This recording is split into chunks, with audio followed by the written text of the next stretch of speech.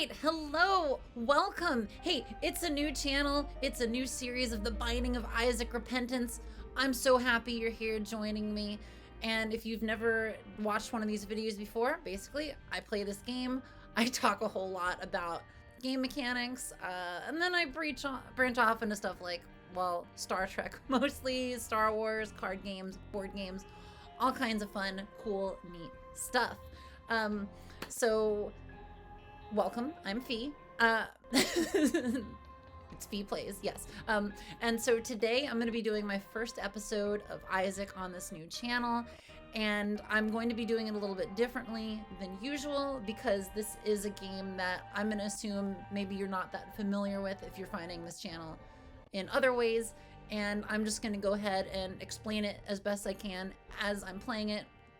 We're going to do some like more intro level teaches with Isaac, so it'll provide kind of a foundation for what I'm going to be doing with later videos, because I've put like, oh my god, over 1,600 hours into this game, and like there's a lot of knowledge that you have with it, and so I just want to share what I know and why I make the kinds of decisions that I make and how all that's going to go. And also, like, I mean, like there's a cat on my lap here, so I'm not going anywhere. So we're gonna hang out and get this done. Okay, cool.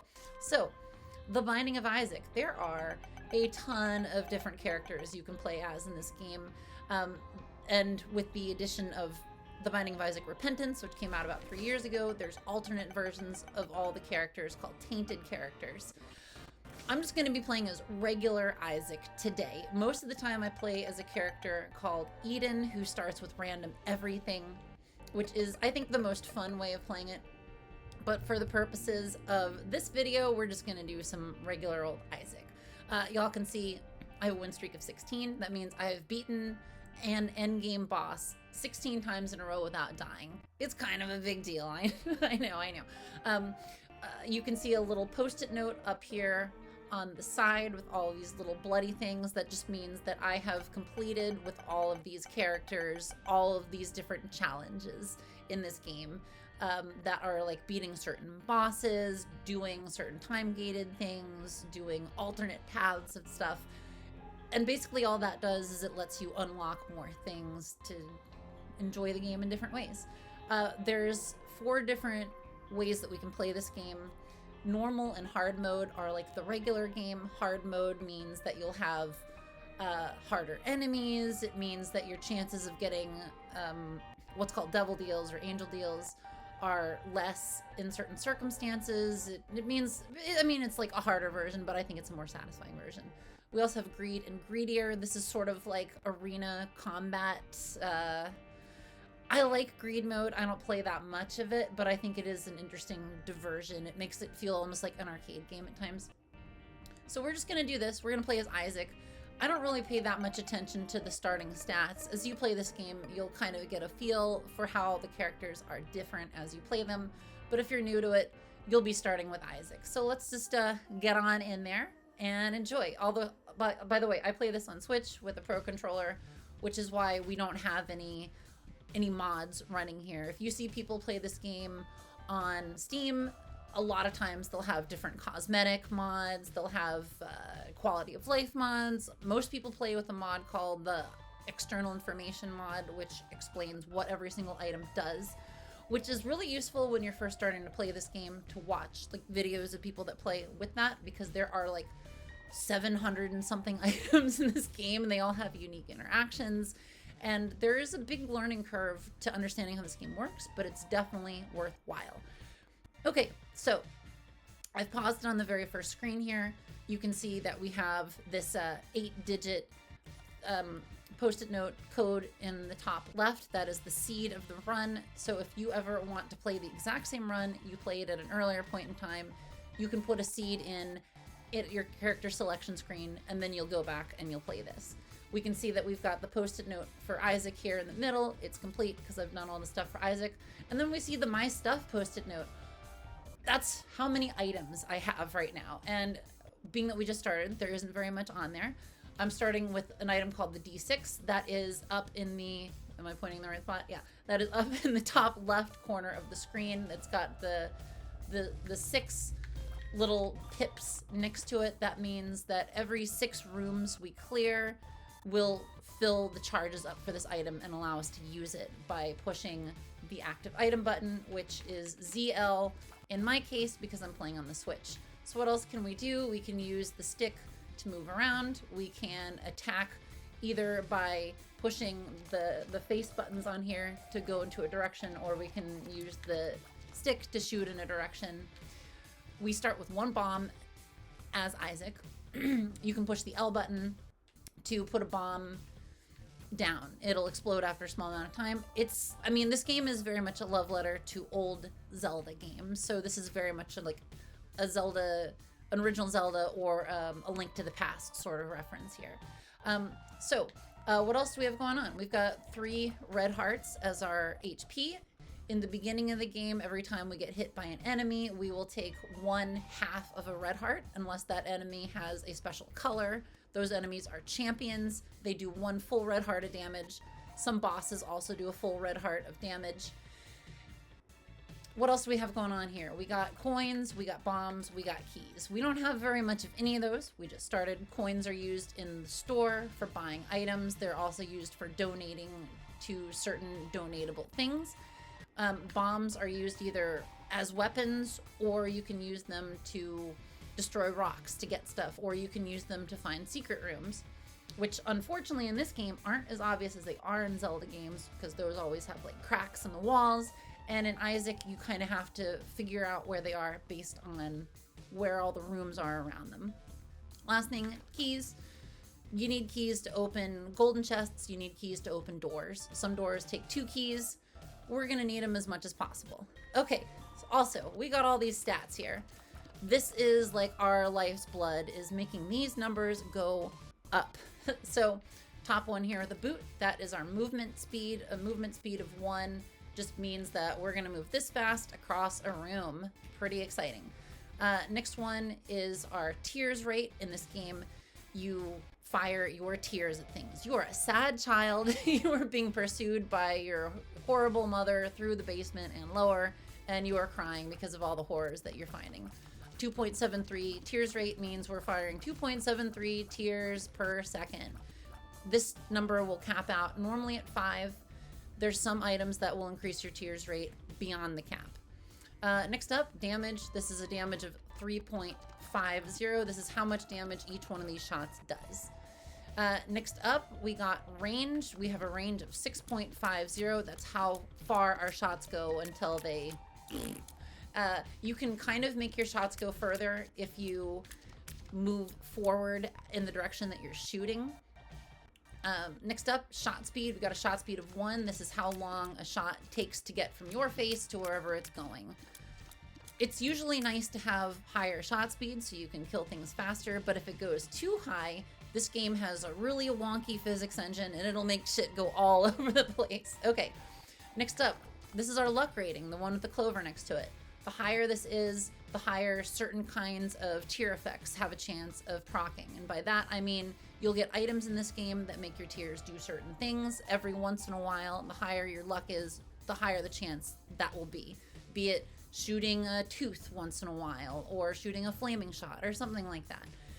And then lastly, we've got a little devil and a little angel thing. This is what our chance is on this floor of getting a deal with the devil or a deal with the angel. These deal situations happen if you make it through the whole floor and beat the boss without taking any damage to red hearts from enemies or environmental hazards. So you can see up here, we have 3 red hearts as our HP. You can protect your red hearts by getting different kinds of hearts in this game. Blue hearts called soul hearts, black soul hearts, I believe they're called demon hearts, or bone hearts that look like a bone. And so if you take damage to any of those things before your red hearts, then your deal is safe. Otherwise, whatever number this ends up being will get even lower. You can't ever get a devil deal on the first floor, with some exceptions. Of course, there's always exceptions in this game, but starting with the second floor through most of the rest of the floors, you can get a devil or angel deal. We'll discuss more how that works. Okay, Great. So we've spent plenty of time on this first room explaining how this game works. Let's get going. Let's kill some things. So you can see with the map here in the in the upper right corner of the screen, we can push a button on the controller to make it bigger, or just hold the button to make it bigger and opaque. I'm gonna leave it like this most of the time, but you can see we've got a couple rooms that we can go in. So we're just gonna kill these enemies. I take a hit literally in the first room. That's very exciting. I don't know the names of a lot of these enemies, so I'm not going to be referring to them by name a lot of the time. Okay, cool. So anytime you clear a room, not only will you get a charge on your active item, like our D6, if you had used it, but you can also get all kinds of things dropping. So in this case, we got what's called a trinket. So if I pick this up, shiny rock, it shines for its brothers. You can see it's in the lower left corner of the screen now, and that will do something. Trinkets are little extra effects that add on to whatever else we're doing. In this case, the trinket shiny rock will cause tinted rocks or rocks with crawl spaces to light up briefly when we are around them in a room. And so basically what a tinted rock is that you can see that there's all these rocks. Every floor of Isaac, there is like not like a pattern, but there's like a series of artistic decisions made with the tiles, I guess. Like we'll be in basement 2, like all the rocks in those areas will look kind of the same. Every once in a while we'll see a rock that has an X on it, and if you bomb that rock, then it has goodies inside. Usually it's like soul hearts or something like that. So you may have noticed that enemy in this room, that little firefly looking thing, those little jerks don't do damage to you, but they will take your charges away from your active item. So if you want to re-roll stuff or use whatever your active item does, then you want to stay away from them and kill them soon.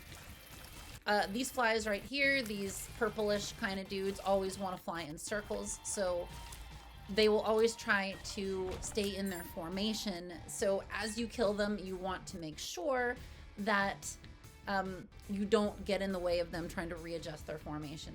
Okay, so you can see on the map here, and I'll make it a little bit bigger, we've uncovered some rooms.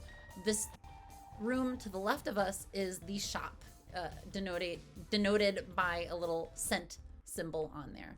So in the shop, you're gonna notice a bunch of things. A lot of times there's fires, which, by the way, you can blow up fires if you want for a chance at usually coins. I think occasionally there's other stuff in them. You can see we've got a donation machine. There's two kinds of machines that can show up in shops, either donation machines like this one or re-roll machines, and I'll cover what those mean as we get to them. So the donation machine means I have put 918 cents in my donation machine over the course of many runs. If you want, you can spend a bomb, but you get next to it, you put a bomb down, you get the hell out of the way, blow it up, you get money.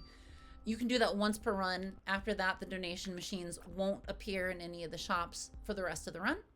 We also have a little little dude called the Keeper. Keepers come in different visual flavors, like this one is, you know, hanging dead because this game is wholesome. You can blow these guys up for a slightly increased chance of a devil deal or angel deal. Sometimes they'll drop money. Sometimes they have nickels in their eyes. If they have nickels in their eyes, you can blow those up for a chance at getting a nickel. Sometimes a mini boss will come out of it when you blow it up. Like sometimes an item will come out. Those last bits, that's all real low though. So then what do we got down here? So this store has got, it's got what's called a premium item. You can see that this one is the compass over here. The compass costs us 7 cents. The reason it's red is because it randomly will give you a discounted item sometimes. Most of the time, shop items are 15 cents. This one was randomly half off for us because RNG decided to be nice. We also have a sack here. Sacks randomly contain coins, bombs, keys. They can be really good if you're low on those sorts of consumable things. 5-cent key. That's the standard price for keys. Sometimes they're on sale for 3 cents.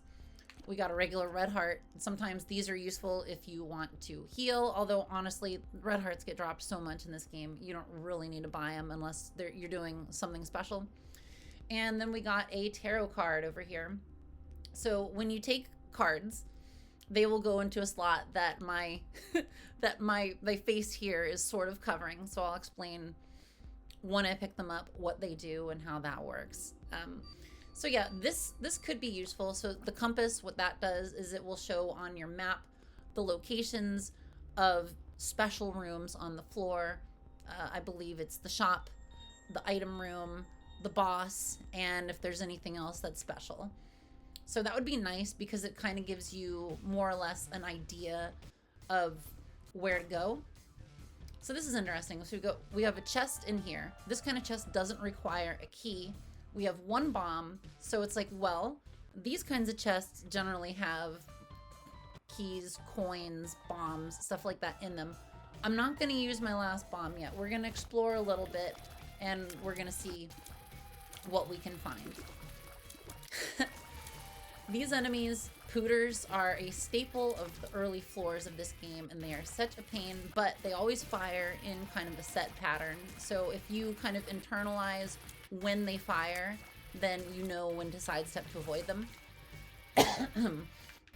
Whenever the red flies join together, once you hit them enough times, they will fly apart, and it's usually good to give yourself plenty of room to get around them in the event that that happens. So you can see here that we've got these spiked blocks around, and we have that bomb in the middle, kind of blow everything up and then make it wonky. If you ever need to reset a room where something like that happens, where spiked blocks get kind of confused, you can always wander out of it and they'll appear back in their original positions. Of course, any blocks that were destroyed stay destroyed. So this is interesting, the way a room like, okay, all right, we're doing good here. I'm trying to talk a whole bunch. This is interesting, the way that we have the pooters here and all these dudes like kind of behind the poops. So sometimes it's advantageous earlier on in the game when you don't have a lot going on that you try to figure out ways of taking on as few enemies as possible. And in this case, we're like, well, we just let the poops stay there and we'll kill the enemies that we can first, and then the ones that are trapped, we'll deal with those later. This door down here, this leads to the boss of the floor.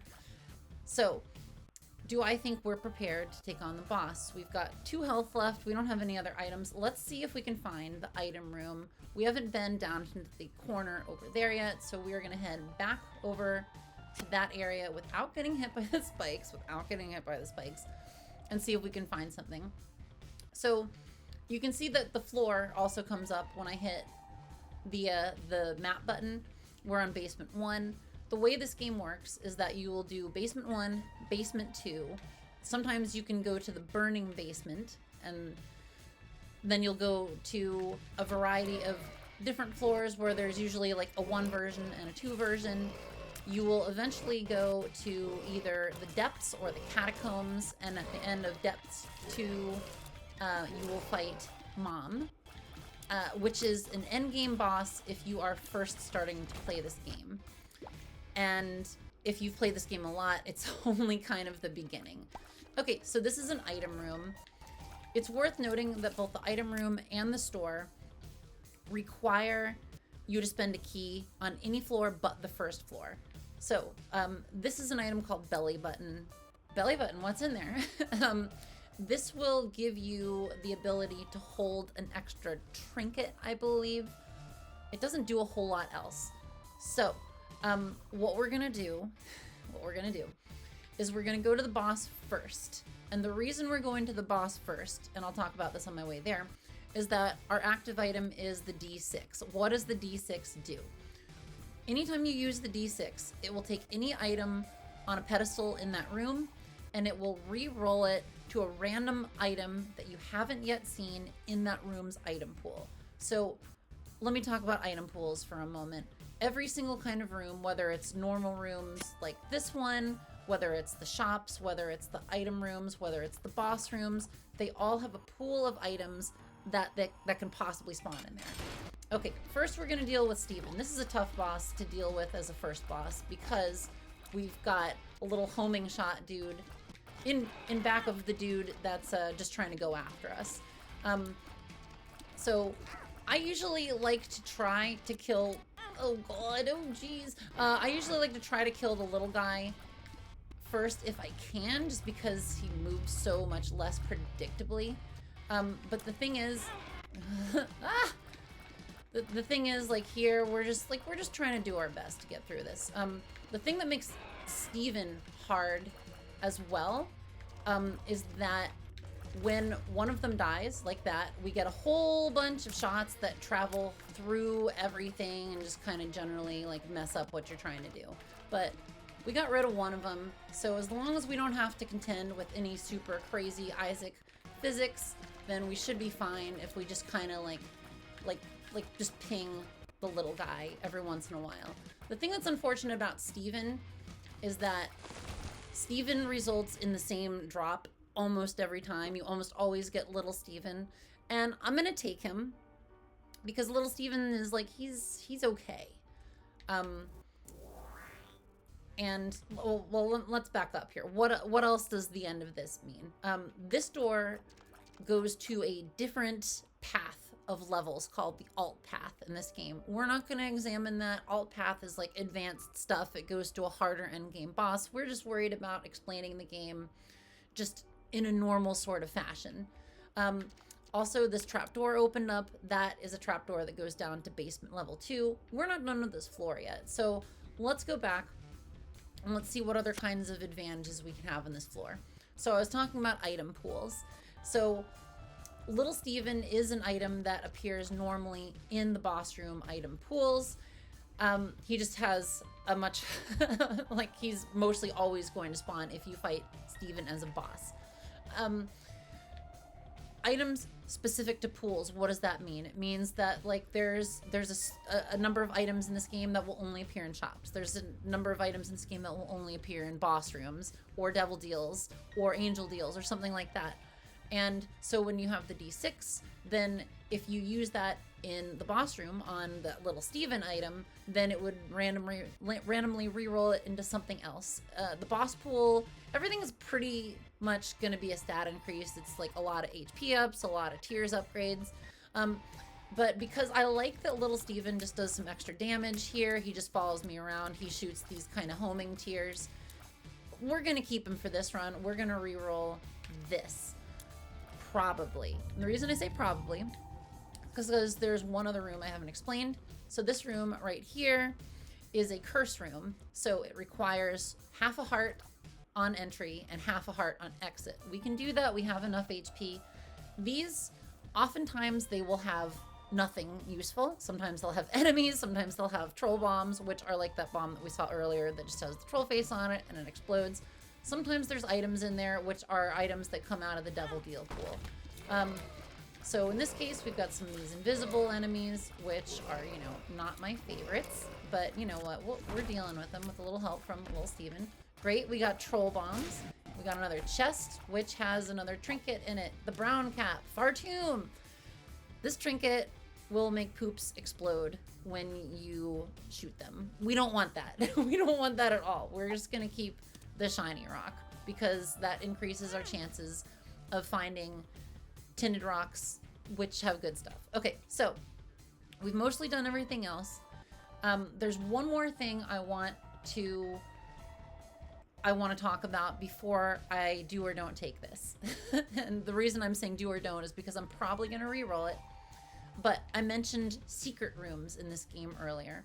So a secret rooms have their own item pools. There's a lot of very good stuff in them. Usually regular secret rooms, and this is a hard floor for an example, usually regular secret rooms will appear in areas where there's at least like 3 other rooms surrounding them. So you can see like in here, there's likely gonna be one to the right here.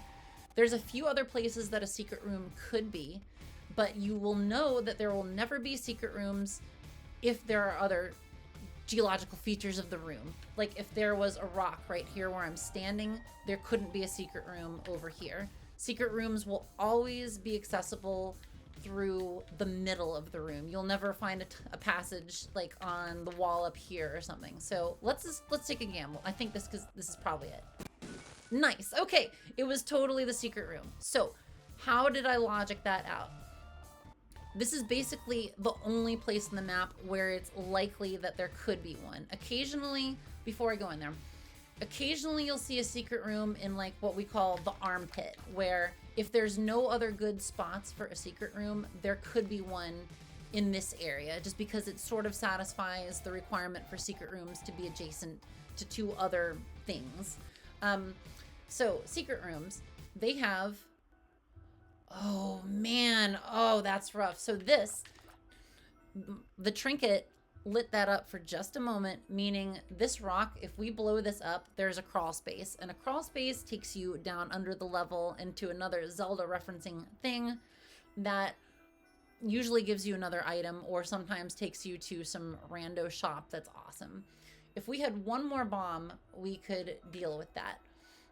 So the secret room item pool, if there's an item in the secret room, it has a chance of being really good. There's some really good items in the secret room pool, which is why a lot of times if you have an item that lets you re-roll something like the D6, then it's really useful to save it for the secret room, because oh my gosh, the rewards. So here's an example of in-room geography where there couldn't possibly be a secret room to the left or to the right, because these block you from getting over to the wall over there. So that's kind of some of your clues as to if you're able to get into the secret room or not.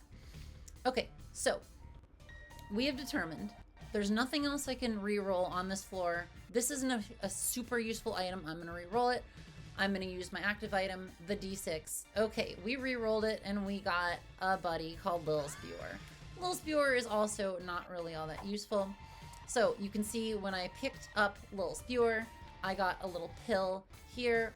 All pills are unidentified, and you'll just have to take my word for it. It has 3 question marks behind my head here. Pills will give you all kinds of random effects, and honestly, like, it's not a great idea to take them because sometimes they can give you permanent stat ups, but sometimes they can give you permanent stat downs. They can do good and bad things. So in this case, it's kind of a risk. Little Spewer, you can see it's got this little charred attack thing here. If we take different pills, Little Spewer will do different things at random. So I don't have any bombs. I don't have any way of accessing anything else in the store. I got into the secret room, but regrettably, there wasn't anything else I could do in there. Okay, we have one play that we could possibly make. Okay, so there is there is a slot machine here. I have 1 cent. Maybe it'll give me a bomb. Dang. Okay, that was all I could do. The cool thing about these is you can also blow them up. They'll give you stuff, usually hearts or bombs or keys, something like that. We've done all we can do in this level.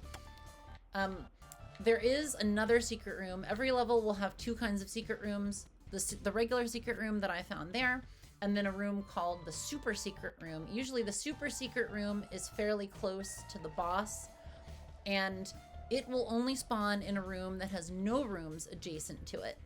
So my thought for the secret room is that it would likely be north of this room here. I'm not going to stand in the spot because I don't want to get whomped by the spikes. The other thing about secret rooms is that they can never spawn adjacent to a boss room. So if you see the skull on the map there, you'll know there's never going to be a secret room next to that. Okay, we've done all we can do. We're going to the next floor. This is not the best way of going to the next floor, and partially this is on me for going into the curse room, because you will see here on the lower left side of the screen with that plus 100%, we have a 100% chance of getting a devil deal now. If I take any red heart damage, that will go down substantially. We would very much like a devil deal. Devil deals are ways in this game of you permanently trading your HP for items that are very good. But if I get hit at any point on this floor, my chance of getting one goes down quite a bit. So we just have to, we just have to not get hit. We just have to not get hit. I'd like to go in here. We can't do it. So you'll notice I cleared a room. I have 1 charge on my D6. So we clear 5 more rooms. We can re-roll something. So let's go back and we'll explain this.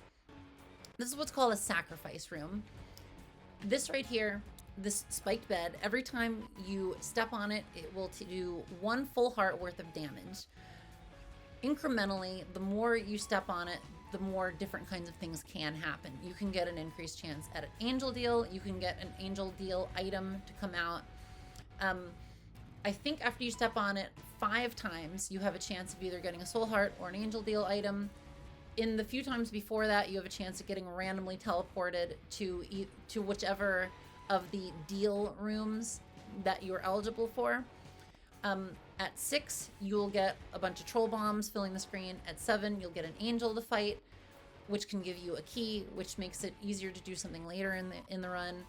The most important is, I believe at number 8, after your first angel, you'll get either 7 soul hearts or 30 cents. So if you can make it work with your HP, you can get a lot of rewards from those rooms. However, it's not something that you can just do all willy-nilly.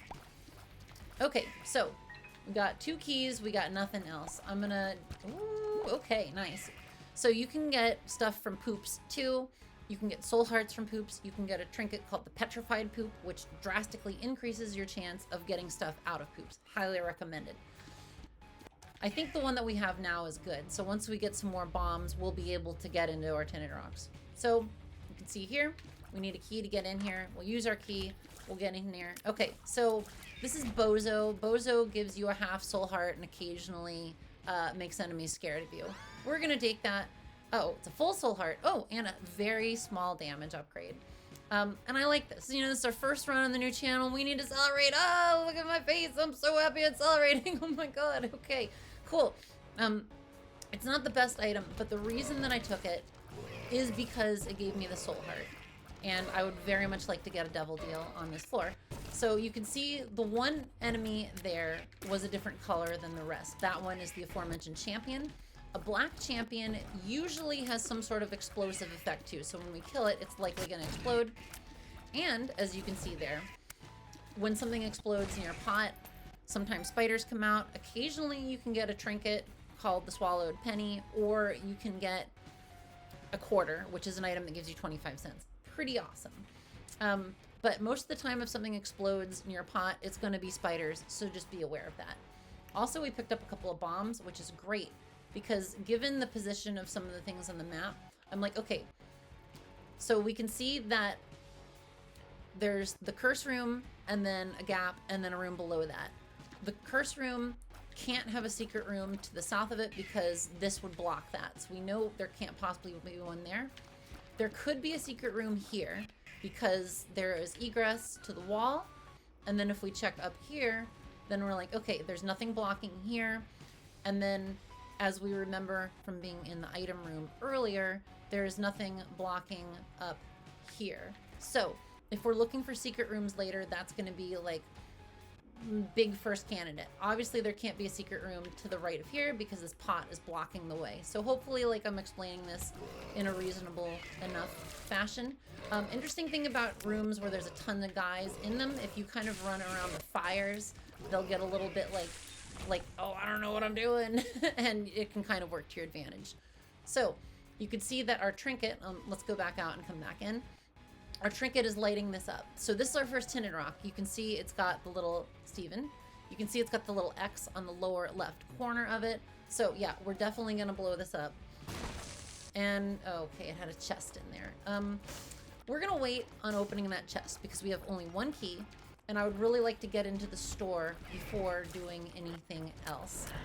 Oh man, these stone enemies are such a pain in the butt. You don't actually, you can't actually, oh man, you can't actually damage them. They'll just kind of get in the way.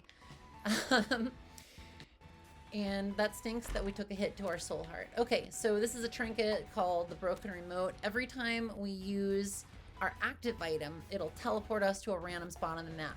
That's not useful. That's not useful at all, dude. So we'll use our last key. We'll go into the store. So what have we got?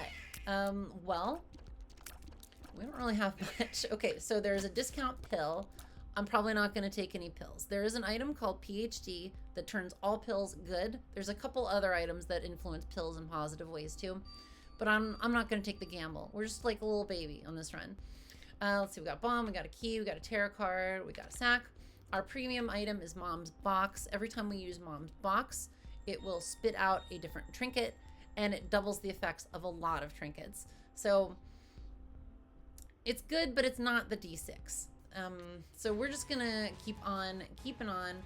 I want to try to find the boss room first. So you see that one enemy got charmed.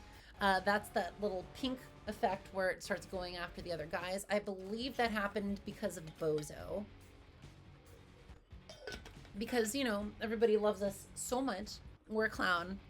And they want to, like, fight for us. This is another trinket. This is Tonsil. Honestly, I'm not 100% sure what this one does. So, if anybody knows, leave a comment. Let me know. I don't think I've ever actually used it. Okay. So, there's not a lot going on here. We could basically get a charge if we needed one in here, which we don't. Yeah, we're gonna go ahead and fight the boss, and then we're gonna go back and we're gonna like min-max the floor a little bit more. So this is funny that we're getting essentially the same boss. I swear there's more bosses in this game than this, y'all. Like, than little guy, big guy, tag team kind of things. So it's gonna be the same kind of thing as the boss that we just fought, where once we kill the big guy, the little guy is gonna go on a rampage for his dead buddy. I'm trying to line up the shots with the big guy so that we can at least get the green goop from Lil Spewer. That's called creep, by the way. Anytime you see crap on the ground like that, the game refers to it as creep. And flying enemies are immune to it, which kind of sucks, but you know, what are you gonna do? You gotta be careful with little Steven because you can see his shots kind of arc around, and it can actually push enemies into us, which can be an issue. Okay, great. So, we didn't get any red heart HP. Let's, we're gonna wait on taking this for just a moment, and I'll explain why, momentarily. So, you can see we got our room to the devil deal opened up. All right, okay, so let's go in here and let's check it out. So, first of all, we're gonna kill these guys. So this is an interesting devil deal. Okay, great. Now I can concentrate. So what this means is that if I want this item, it will permanently take away 2 of my HP, and it will give me that item. If I want this one, it'll permanently take away 1 of my HP and give me that item. So, devil deals are interesting in that you can see on the lower part of the screen, there's a 16.9% chance of either an angel or a devil deal. If you take any devil deal items, you'll be locked out of taking angel items for the rest of the game. So, usually that's fine. So what are these 2 items? So this one is an item called Spirit of the Night. Yes, it references an old Magic card from, I believe it's Mirage Revisions. You know, back when I was playing Magic originally. It gives you flying. I think it gives you spectral tears, which means they will pass through environmental obstacles. It's great. It's also part of a set of items, and this game has different sets of items which will contribute towards different things called transformations. This one is part of the set of items that gives you the Leviathan transformation. Usually it's anything that's like black with a red outline in the devil deal. If you can get 3 of those from that set, you will gain flying if you didn't already have it, and you'll gain a bunch of soul hearts, and you'll look like some fucking H.P. Lovecraft, Cthulhu, like blah, blah, blah, blah, kind of thing. This item's great. Empty vessel means if we have no red heart HP, we get flying, and then also it will periodically give us a shield that will stay on and protect us from all damage. So this is tough. It's 2 things that can potentially give us flying. If I take this, we will have 1 regular heart and half a soul heart. This will give us some soul hearts if we take it, but we won't be down to that state of getting it to proc without taking the other item. I think we just take Spirit of the Night. We look so fucking weird with Bozo. Oh my god, that's fantastic. Okay, I'm not taking this. What I am going to do, well, actually, I guess if I took this, it would give me some soul hearts. No, we're gonna let it ride with this. So, here's a question. Do we want this? I think we re-roll this. I think we can do better than this. Nice. Okay, so the item that I rerolled out of gives you, I believe, a range up and a luck up and a soul heart. This just gives you damage and luck. So I think that's a pretty good trade there. So we got damage. We're going to permanently be flying now, so we can come over here and grab this with absolutely no repercussions. And I think we check out the rest of the level, make sure that we get all possible consumables. Oh, this is great. So now we can, since we have spectral tears, we can fire through rocks, we can hide behind things. We're going to be way more able to just avoid stuff. So we got the 2 of spades here. The 2 of spades will double our keys. I think it's our keys. It's either our keys or our bombs. And I'm just going to hold on to that in the hopes that I find more, because that would be really great. Okay, so we have 1 bomb. I think the secret room is here. Let's do it. Nice. Okay, so we get some money. This wasn't as good as the secret room we found the last time, but you know, what are you gonna do? And then, yeah, I think what we want to do is we want to buy a key from the store. If there isn't one, well, hopefully there's one in there. Because we want, yes, we want to at least be able to get into either the item room or the shop on the next floor. This has been a real low money run so far, so hopefully we will get more money at some point. As to where the super secret room is, it could be around here somewhere off of the side of this big room. When you get big rooms towards the end, it's real hard to tell. If you use the 2 of spades when you don't have any, and this goes for any of the 2 of things, if you double 0, it does give you 1 of the thing in question. So that's nice. Oh man, okay, I do not like this room. I do not want to get hit while I'm trying to avoid other things. Okay, great. So the neat thing about these curse rooms, if you fly, you don't have to pay the penalty for going into them. You still have to pay the penalty for going out. So, oh yeah, I'm gonna use my 2 of spades. Look at that, we doubled our keys. We have 2 keys now. Isn't that great? Okay, so this is interesting. There's 2 pills that are the same. Usually if there's 2 of the same pill, it can be in your best interest to take one of them. So, I'll think about that. So this room, it's usually good to kill the guys against the wall first, but if you're not, then you can use the mushrooms or whatever other environmental things to keep them from attacking you. I'm fairly certain the secret room is going to be here, just because I've played the game enough to see this particular room lead to a secret room a lot of the time. But we're going to check out the rooms around it. Okay, yeah, this one, same kind of thing. It's highly likely the secret room will be below this. But we will get total, complete confirmation once we check out the other room. The reason I'm being careful with that is because I only have 1 bomb, and, you know, I don't want to use my only bomb for nothing. If, you know... Okay, so what this is called a mob trap room. If we take any of the things in the middle of the room, we will get locked in and we have to fight 3 waves of enemies. But these are excellent at recharging active items. So what we're gonna do is we are going to go... Actually, let's go into the secret room. I'm fairly certain this is the secret room. Nice, okay. Oh, dude, okay. So... this is an item called Forget Me Now. When you use this, you redo the whole floor. So that can give you an extra devil deal. That gives you 2 extra rooms full of stats. But we have the D6. I want to hang on to the D6. Being able to reroll things is great. Being able to reroll secret room items is really great. So we're gonna take a chance. We're gonna reroll this, even though it's an extremely good item. Keeper's Kin. So this is an item that whenever you blow up a rock, you get spiders.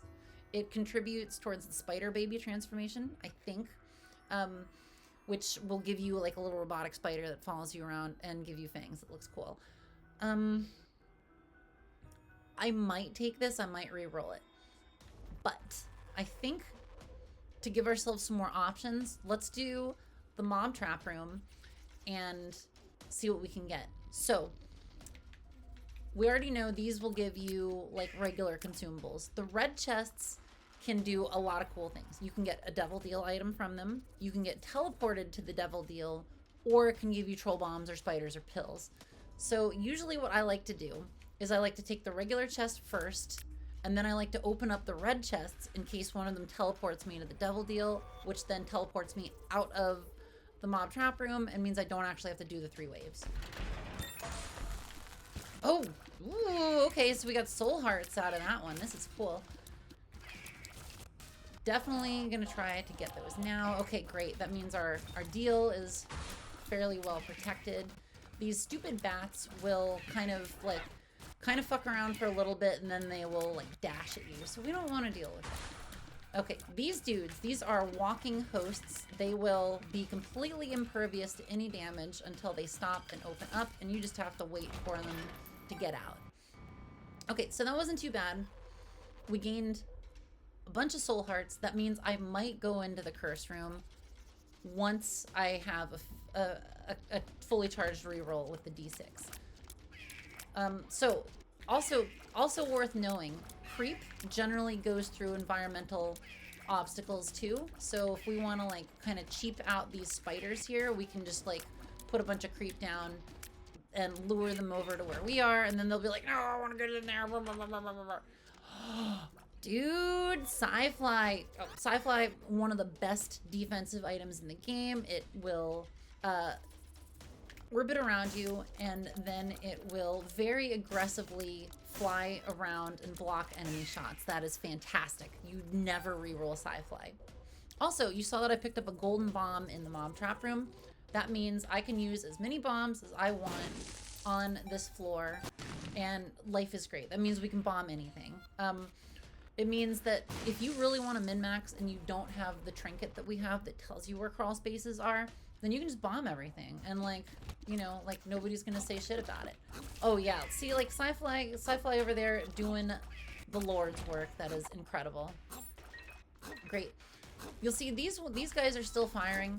Just be aware that sometimes these statues in rooms will continue to fire after the room is clear. Most of the time they stop, but in this case, no.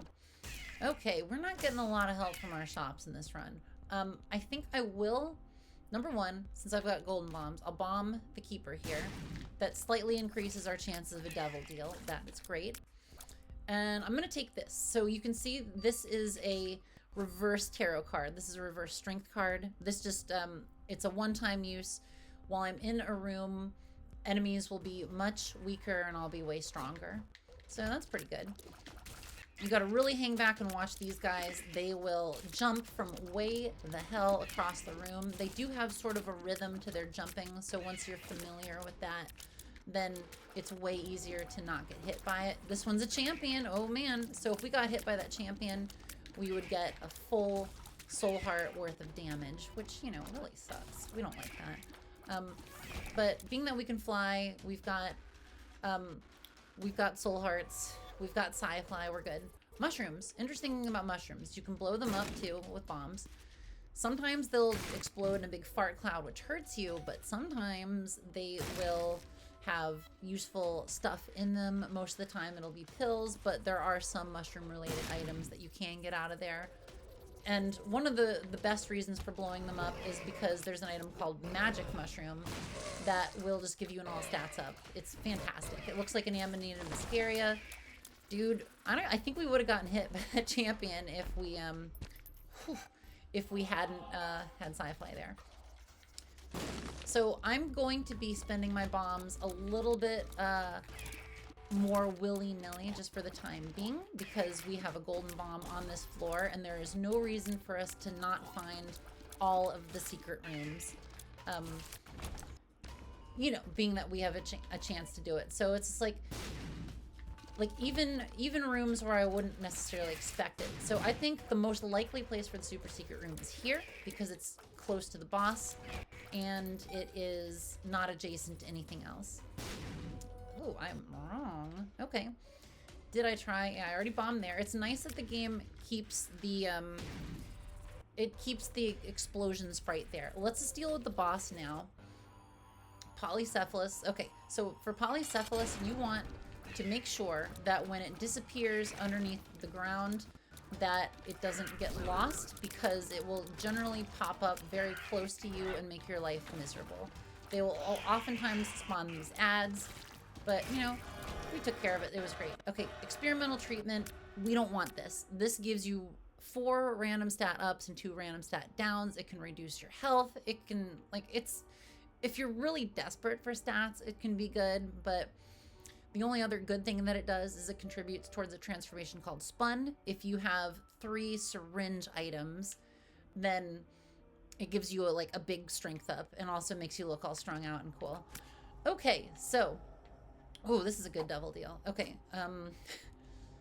first off, I'm gonna bomb these because skulls, most of the time, will give you a host. A regular host doesn't walk around, but it will sometimes give you a black soul heart. It'll sometimes give you a tarot card, all kinds of good stuff. So this is like one of the best double deal items. This is Twisted Pair. It gives you some little guys that hang out next to you and mimic your shots. It is going to take us down to a problematically small amount of HP, but we have so much firepower now that I think we're going to be okay. We're definitely going to reroll this. Pageant Boy.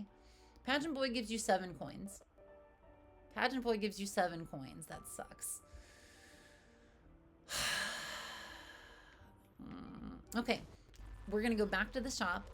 I don't remember if there was a charge in the shop or not, but we are Pageant Boy was not what I was hoping for. I was very much hoping we were gonna get something that was gonna give us HP or stats. Okay, so that's where the super secret room was. Oh god, it was a random ragman and a mimic chest. So you can see that that chest had spikes on it. You couldn't see them until you get really close to it. So that's never pleasant. This is why you gotta look before you leap. But we actually came out ahead with HP. The super secret room, we found one of like the I am error-ish secret rooms where for whatever reason you get a bunch of stuff and you get a boss that comes on the first floor. But other times these will have HP, they'll have items, they'll have possibilities of all kind of stuff. I would say for the most part, secret rooms, I would say regular secret rooms are more useful than, oh, there is a charge here. Okay, so I bought the full charge. You can see that battery there, it just gives you a full charge on whatever your active item is. I think up till 6 charges. And that's good because this is not what we need. We're gonna reroll it. Okay, this is good. This is caffeine pill.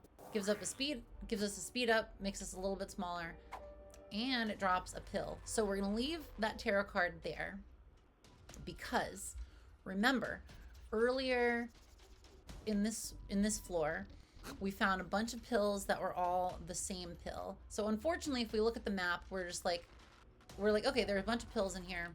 We don't know what they are, but we're gonna take this one. All right, ready? It's experimental pill, shot speed up, speed down. Okay, so any of these pills, now we know what they are, they're all gonna be experimental pills, any of these blue and white guys. So that's not extremely good because experimental pills do both good and bad things. So I don't know necessarily if I'm gonna take a bunch of experimental pills. I will blow up the rest of these mushrooms because I have a golden bomb. There's no reason to not blow up mushrooms. I'd like to go in there, but I can't justify taking the damage. And okay, so this is a trinket that gives you a random mushroom effect to every room. There's a bunch of different mushroom items. Some of them just give you an all stats up. Some give you like a range up. I feel like just having this thing that shows where the special rocks are is going to be more useful. So we don't have any more charges, unfortunately. I'm just going to take this. So the interesting thing about the way this game works, so you can see that the D6 rerolls items in pedestals, and whatever it rerolls on a pedestal will conform to whatever pool of the item room that it's in. If you see, like, we could take a whole bunch of experimental pills. I don't think I want to do that. We're fine. We're just going to keep on going. If you have items, so you can see on the right side of our screen all the passive items that we've picked up at this point.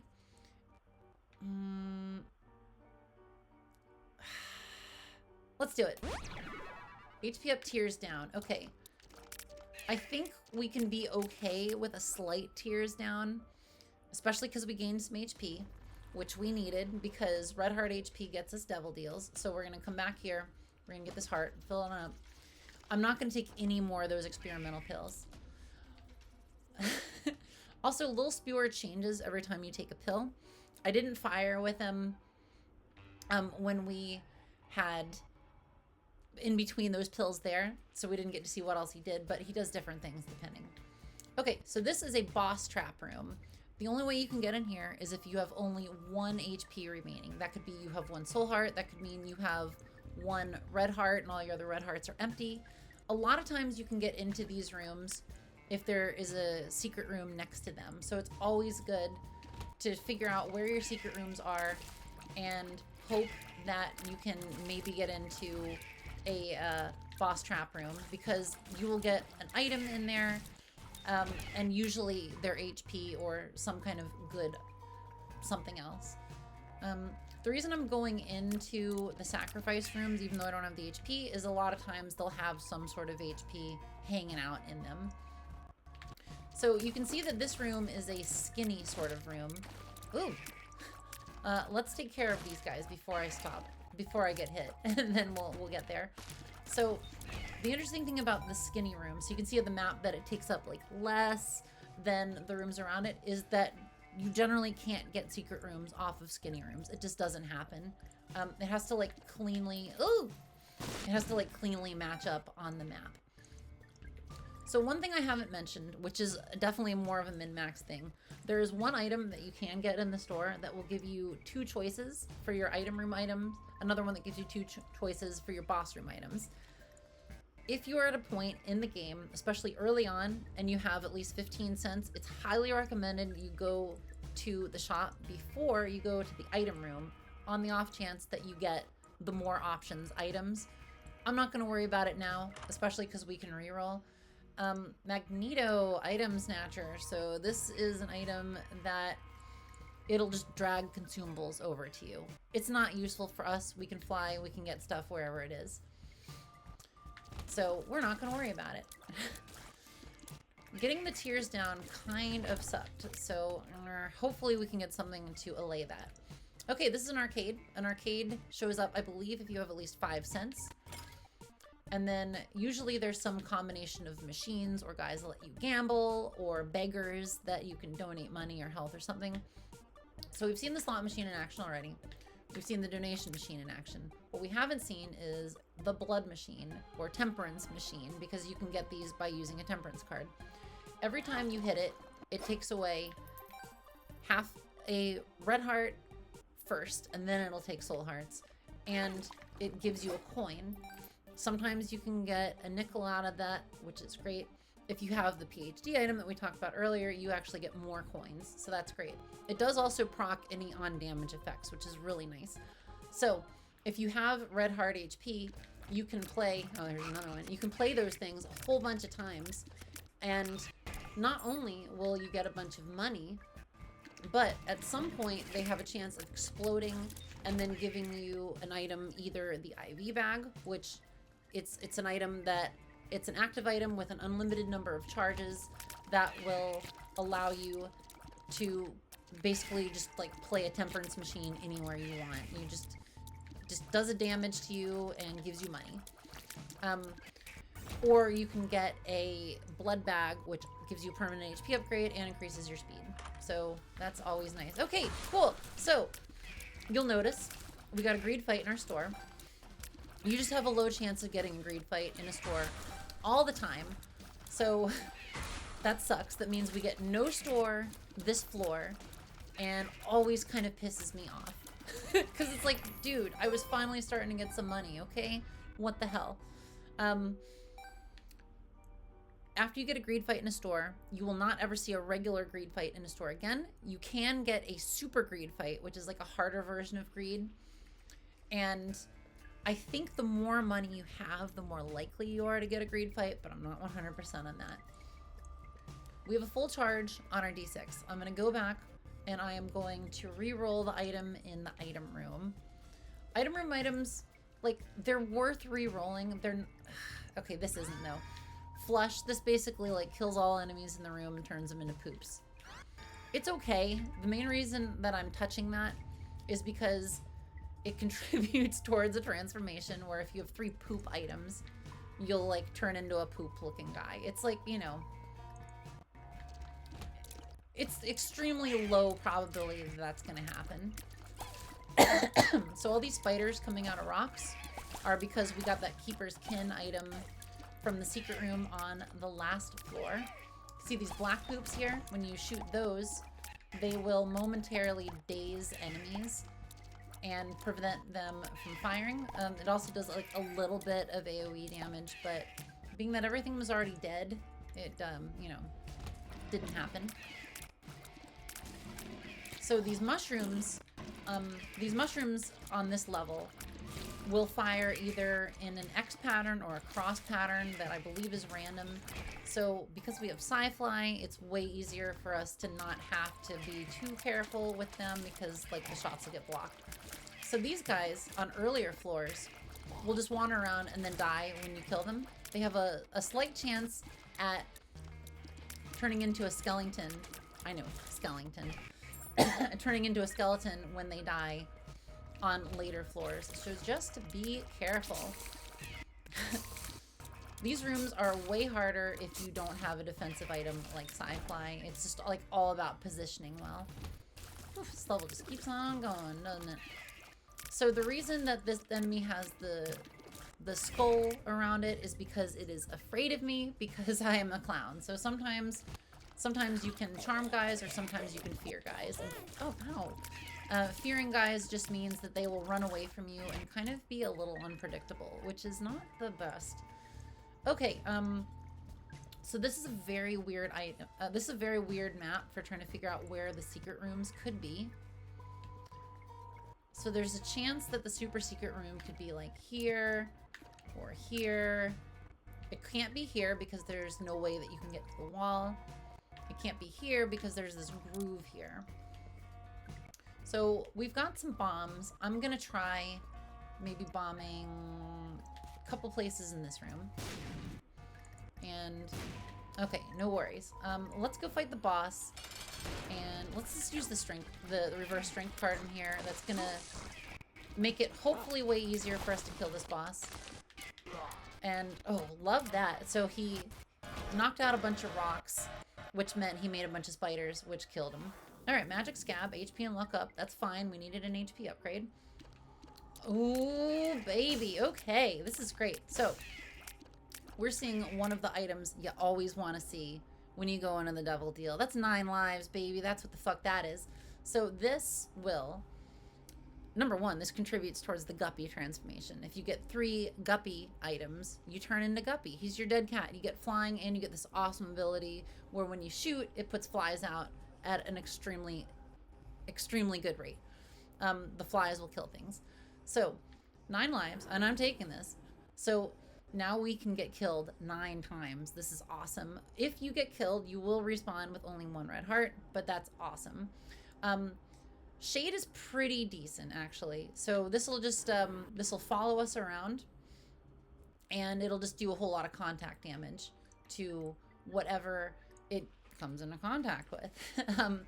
So it's kind of like a great, like, little passive source of damage. Arguably, I could have re-rolled it because I had 9 lives. I've got extra HP to burn. But, I decided just to go with that. So, we're in a weird spot with the secret room where sometimes if you've got these weird maps where there's not like a clear, easy secret room, then it could be like right here. Let's try this. Let's try this. Dang. Okay, I'm not gonna take any more bombs. I am gonna re-roll this. Okay, the Book of Shadows. Okay, so this gives us temporarily, it makes us temporarily invincible. We can use it every 3 rooms. I am gonna use it to get out of here because, as you can see, it doesn't cost us any HP to get into the curse room when we fly, and I can use this to be invincible when we leave. So if you are in a situation where you see one of these chests, these are steel chests, you need to bomb them in order to open them up and get their goodies. But because these red chests so often have troll bombs, you just open it up and you're just like, oh, well, if it's a troll bomb, then I can get it open for free. Cool. Spend a bomb to get a bomb and a nickel. I think that is a good trade. Cool. So we use this. This gets us out of here without taking any damage. And then I think there's one other thing that we want to do on this floor while we're still here. And I'm only doing this because we have 9 lives. I'm deliberately going to take our HP down to 1 because we have the boss trap room. So remember earlier, we had more HP and this was closed. Now it's open because we only have 1 heart. This is just a standard HP upgrade. It just gives us 1 red heart, but that's great. We want that. So the moment we take this, we will have to fight 2 waves, each with a boss. So let's get to it. Yeah, and I forgot, it's usually this Joker on these floors. That's Rag Mega. He's one of my least favorite bosses because those purple balls are so easy to get hit by. Yeah, that sucked. we were not going to be able to get out of the corner there for sure. So at this point, we're kind of just like, what do we need? We start asking ourselves, what do we need to make this run work? Sci-fi is great. Like, I think for defense, we're awesome. We've got lots of good, kind of like on the side items, but we need stuff. We need to be stronger. We need to get more damage. We need to get more tiers, especially because we lost some tiers taking that experimental pill. Because like we're not really damaging things as much as I'd like to. One thing that you can do, and I don't know if I'm gonna do this, one thing that you can do when you have 9 lives is you can just play this and you can die a whole bunch of times and you can just do all of the sacrifice room stuff and hope that you get like angel deals or some sort of other rewards. We're not going to worry about that. We're just going to proceed on to the next floor. It's too bad that we didn't get anything in the store because we had our stupid greed fight. I actually have a song that I sing about that very thing when I get a greed fight on the last store. So being that we are on Flooded Caves 2, we are about to go down to, wait, what else is in here? No, all right, we got everything. We're about to go down to the Depths series of levels. And so the Depths means that at the end of Depths 2, we will fight Mom. And our last possible store is on Depths 2. You don't get any more stores after that for the rest of the game. The Ankh. If we die, we come back as Blue Baby. That's another character. This is not useful. We've got 9 lives. We don't care about the Ankh. We're going to reroll that. So that's kind of nice that we have this right here. So we'll just bomb these. And then we'll take the goodies from... Oh, that's not that many goodies, dude. Well, whatever the case is, we'll hopefully get through this area unscathed. You can see that we're not really killing stuff as fast as we'd like to. Like, I feel like we had a real good start, but now we're sort of plateauing. And unless we get some really nice upgrades, then we are going to be extremely vulnerable in later floors. So like around this point of this game, you need to start thinking, what do we need? What has to happen?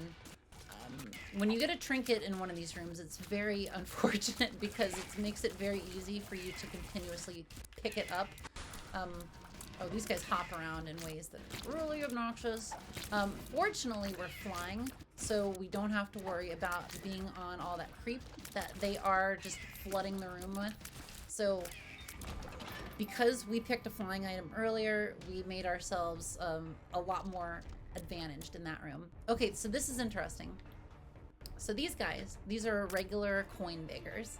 You can blow them up for a much bigger chance at a double deal, or you can donate money to them, and they will periodically have a chance at paying out with, bombs, keys. But they also have their own collection of items that you can possibly get too, and a lot of those are HP upgrades. So we'll keep this in mind. We have a lot of money. We'll see what's in the store first, and then we'll kind of make a decision on what to do there. So pride here. Pride is one of the 7 deadly sins. Remember we fought greed earlier. Hey, there's like some sort of theme here. So pride will either summon lots of troll bombs, which unfortunately don't hurt him, or he will do that sort of like cross shot. And so the reason that you want to always attack pride from like the sides, so you can't get hit by that cross shot. Anarchist Cookbook just makes a bunch of troll bombs all over the place. I am going to touch it because if you touch 3 books, you have a chance, well, you will get the bookworm transformation, which means you'll have a chance at shooting 2 shots instead of 1 a lot of the time. We're going to re-roll this. Explosivo. Oh, that's a tough one. So this means that my shots have a chance at attaching to enemies and then gradually exploding.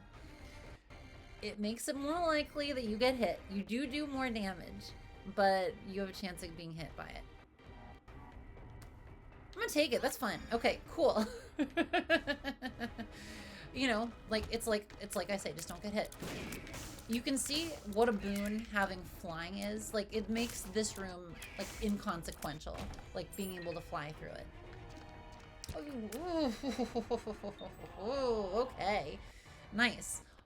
So if you wanted to get over there normally, you would just put a bomb next to one of these rocks. A lot of times if there's a rock, a spiked rock, a poop next to a gap that's only 1 tile big, if you put a bomb next to it, it will explode the bomb. So it's like if I put a bomb right where I'm standing, it would cause the stone to explode to the left and create a little path. But since it's spiked, it would stay spiked on the path. So you could get over there, but you would take damage.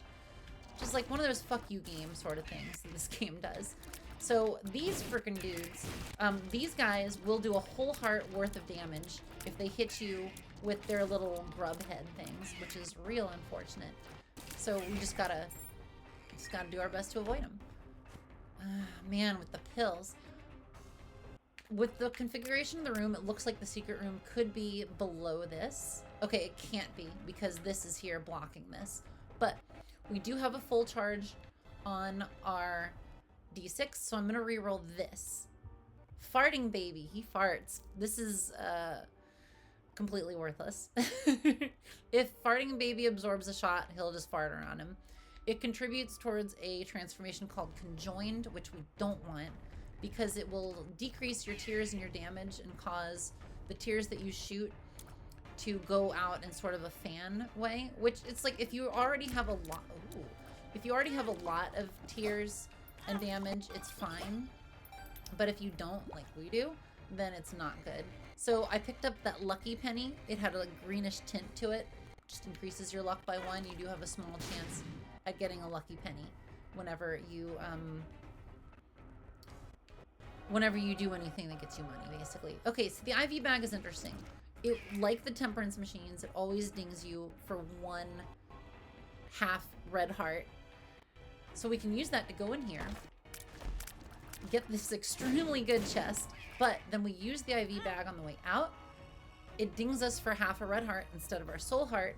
The key, I mean, what am I trying to say? The coin is left in there for good, unfortunately.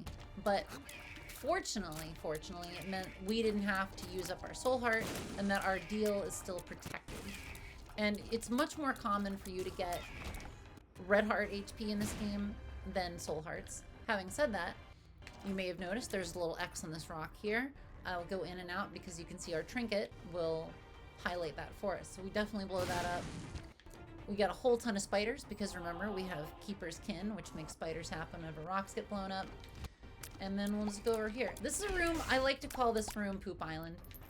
We're gonna hang on to the petrified poop for now because anytime we shoot a poop with the petrified poop as our trinket, there is a much larger chance we'll get coins or soul hearts or something out of the poops. You can see like it's already paid out a whole bunch there. I'm gonna hang on to that for the rest of the floor, I think, because usually if you see poops in one room on the floor, then it's more likely you're gonna see them in other rooms of the floor too.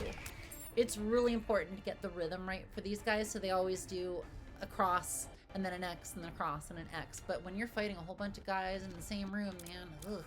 Okay, so there's 2 of these guys. We're not gonna play both of them.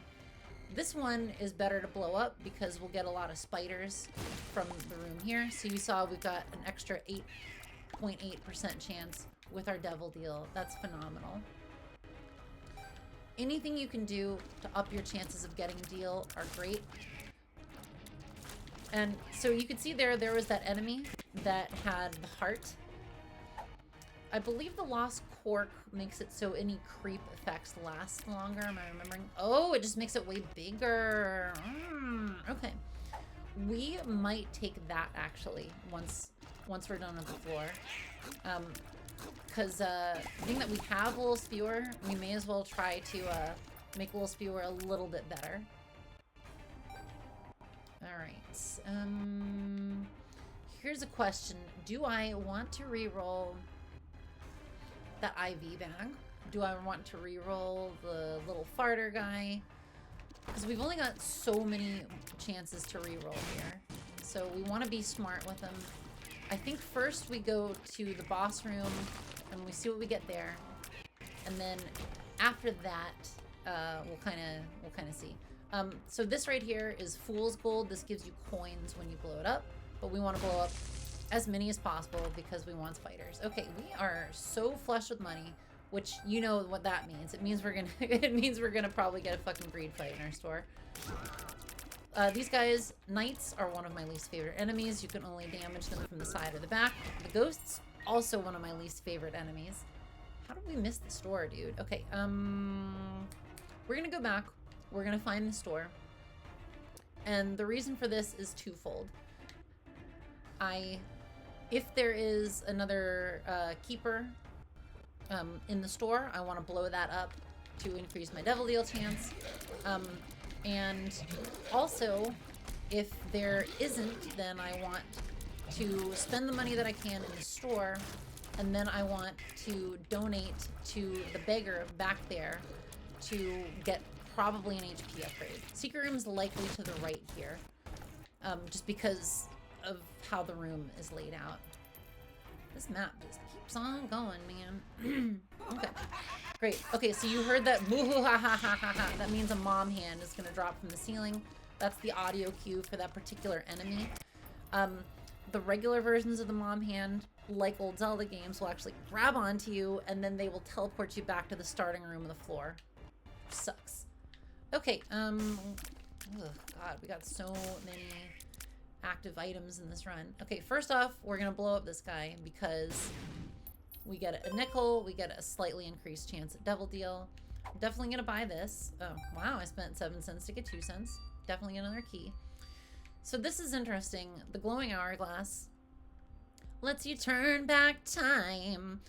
It basically, like, if you get 3 charges on it per floor. And each time you use one of those, it makes anything that happened in a room not happen and teleports you back to the previous room. So you can use it if you want to, like, go into a devil deal and see if there's anything you want in there.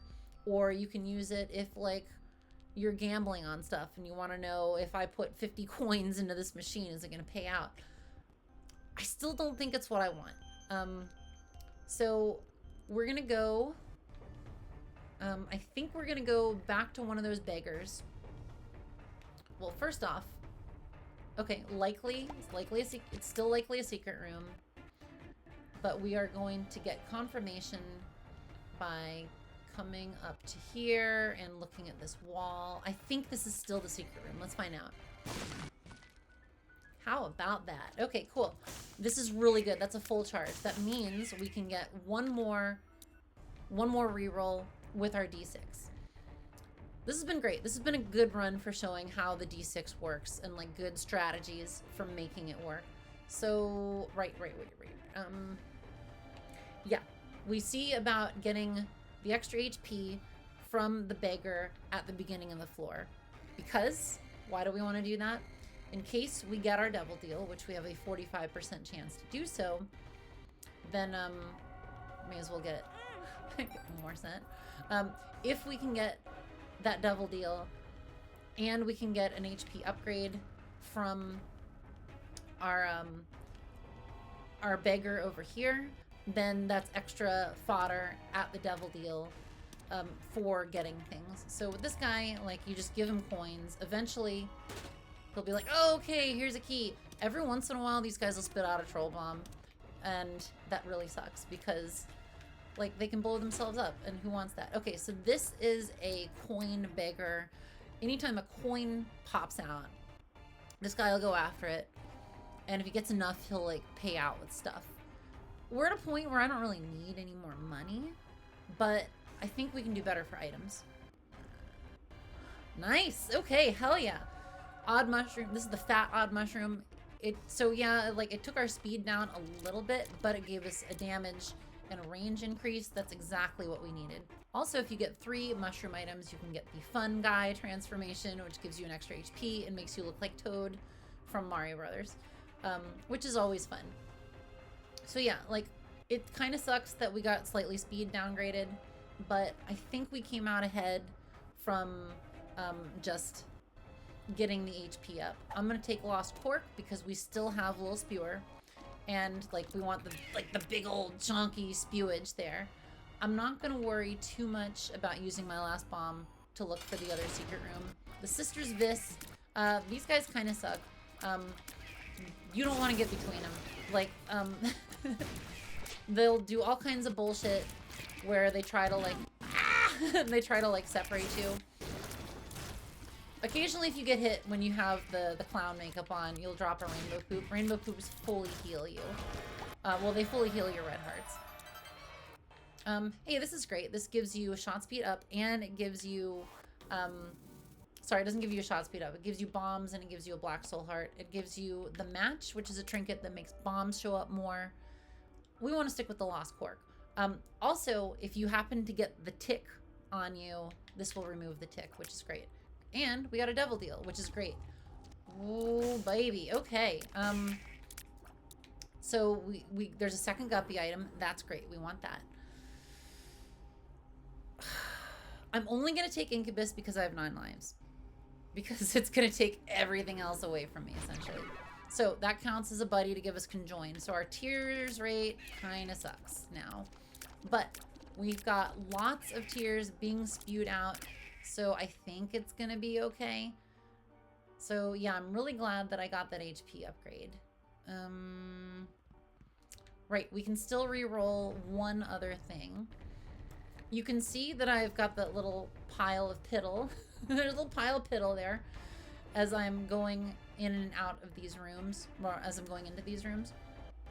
And what that means is that you're on half a heart of health. This is useful because occasionally the game will give you a curse, and we haven't seen any curses in this run yet, which is inconceivable. But they'll do stuff like make it so you can't see the map, or so you can't see how much HP you have. And if you're ever in a situation where you're like, oh, I don't actually know how much HP I have, if you ever see the tinkle, then you can be like, oh, well, it's definitely it's half a heart. Let's reroll this. That's an active item. I mean, Stitches is fun. It like you bring this little ragdoll around, and then you can like switch places with it, but we have flying. We don't need it. Okay, so we will head on down to the next floor. We are kind of not doing well with tears. So hopefully we can get a tears up. I'm gonna risk it. I'm gonna take this pill.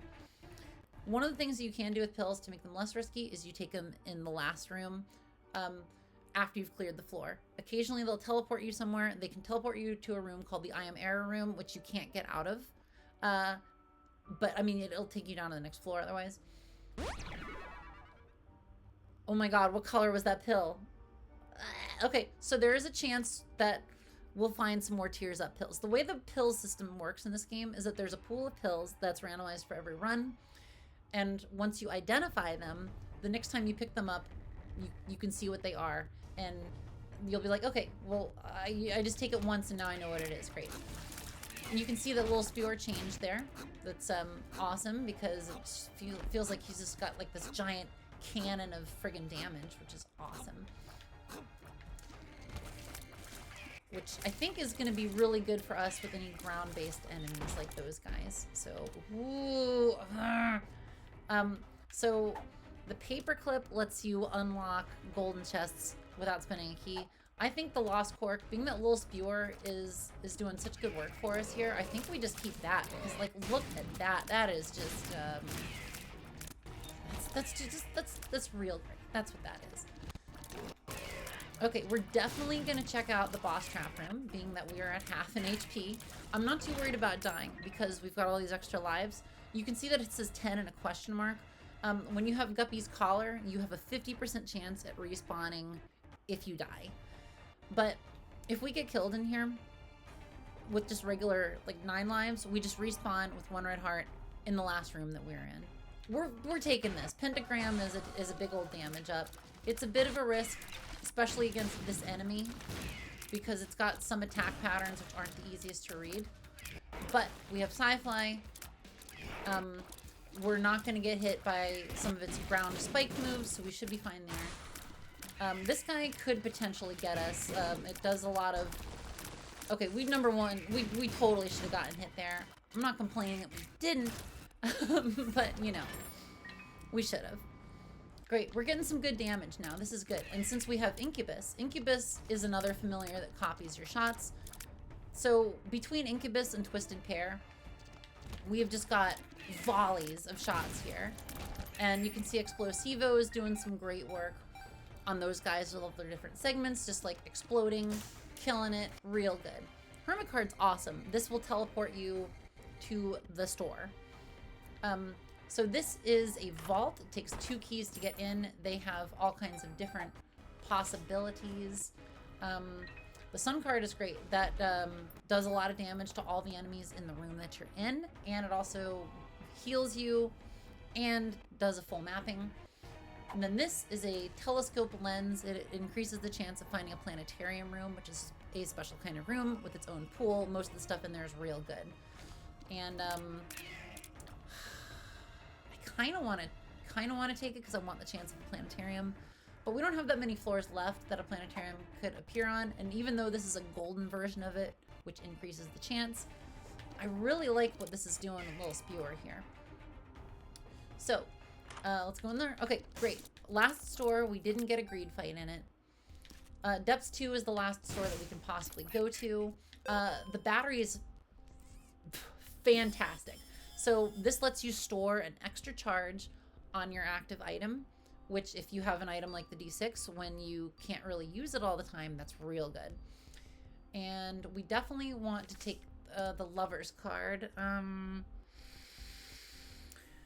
I think that permanently gets rid of one of your heart containers and gives you an item in the room pool that you are in. I'm gonna save that for the devil deal. Oh, I did not mean to. I meant actually to reroll that. So, what we're gonna do now is I am going to you know what, we have 9 lives. Let's just try it out in the boss trap room. Actually, let's see if we can find the secret room. Okay, so secret room can't be there. Okay, first things first. First things first. Let's use the sun card because the sun card will actually show us where the secret room is. Great. Oh, there's also a dice room on this floor. That's cool. Okay, great. So we'll take our reverse lovers card. And then we will just skedaddle on down this way. This shows you kind of like why the ability to have mapping is so good in this game, because it's like, man, you just run into a situation where we just ran this whole big old honkin' loop and didn't know what to do with ourselves. Okay, so this is cool. You can see we've got our secret room here in Elbow. Oh, okay, yeah, super greed. Great, I'm glad we didn't see super greed in the store. So if you are ever in a situation where you get a mini boss fight in a room that's not the shop, you will not see a greed fight in your store. So that's always good intel to have. Second thing that's really good, we have an item drop in the secret room. This means this quarter can be re-rolled to something in the secret room item pool. Sack of sacks, that just drops a lot of sacks. It's okay, it's not really what we're looking for. And we can go into the curse room for free because... Okay, so we got teleported to the devil deal. And we are not gonna take the Book of Belial. What happens if you take a devil deal when you don't have enough hearts to pay for it is you will die. Because we have 9 lives, we would just respawn in the last room we were in. But this is an active item, we don't want it. So this, however, this is awesome. This is our third guppy item. Oh yeah, okay, so now we're guppy, which would give us flying if we didn't already have it. You can see I got a cute little tail there. And now we are going to be making flies left and right when we're attacking things. This is awesome. So that's 2 highly re-rollable items. I'm gonna try this, I'm gonna see what the lover's card does here. Okay, cool. So that did do what I thought it would do. So it gave me a broken heart container, which means that we can't ever max out our HP at 12 heart containers like we normally could. But we do have, you know, we can still go to 11. It's fine. This is cool. This is an item called Glitched Crown, which is real neat. Any items that are on pedestals will cycle between 5 different items of that room's pool. And it gives you so much more flexibility with being able to get stuff. It's great. Cool. So I think that reverse lovers card was awesome. Definitely well worth it. Because we only have red heart HP. If I get hit, my chance of getting a devil deal will go way down. However, we've already been in there. We already know what it is. It's not anything that we really care about. We've got this charge here. We're gonna take this. And the reason I'm taking this is because I want to do a bunch of re-rolling, but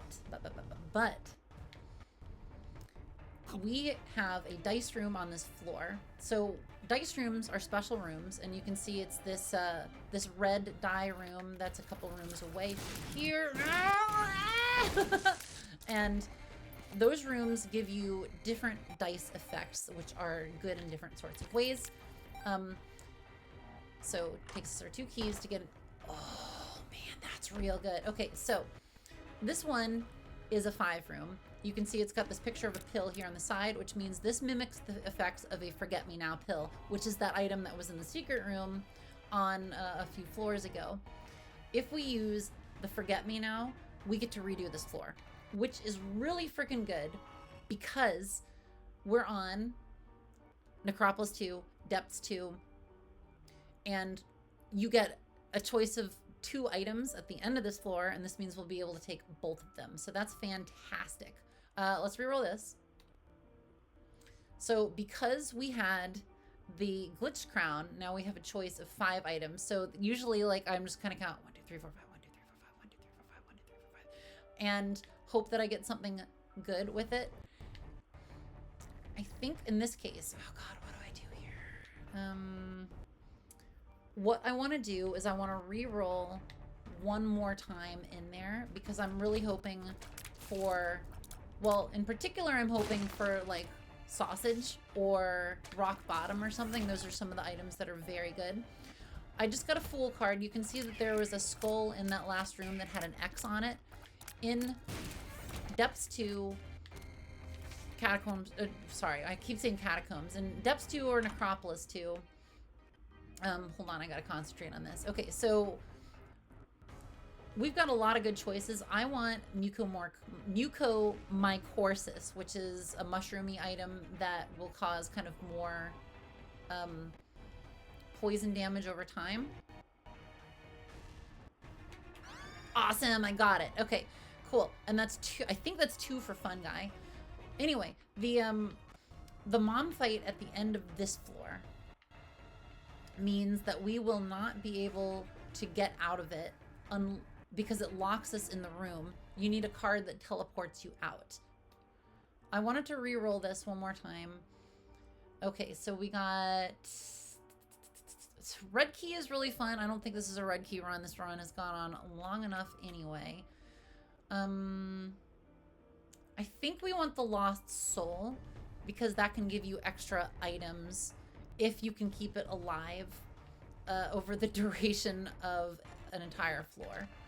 So I'm going to now go to the end, and like you'll see why I'm doing this once we get there if you've never fought one before. And oh, this is good. This is good. This is a double-sized room, so that means we're gonna get 2 charges, which means we'll get filled up from Mom, and great.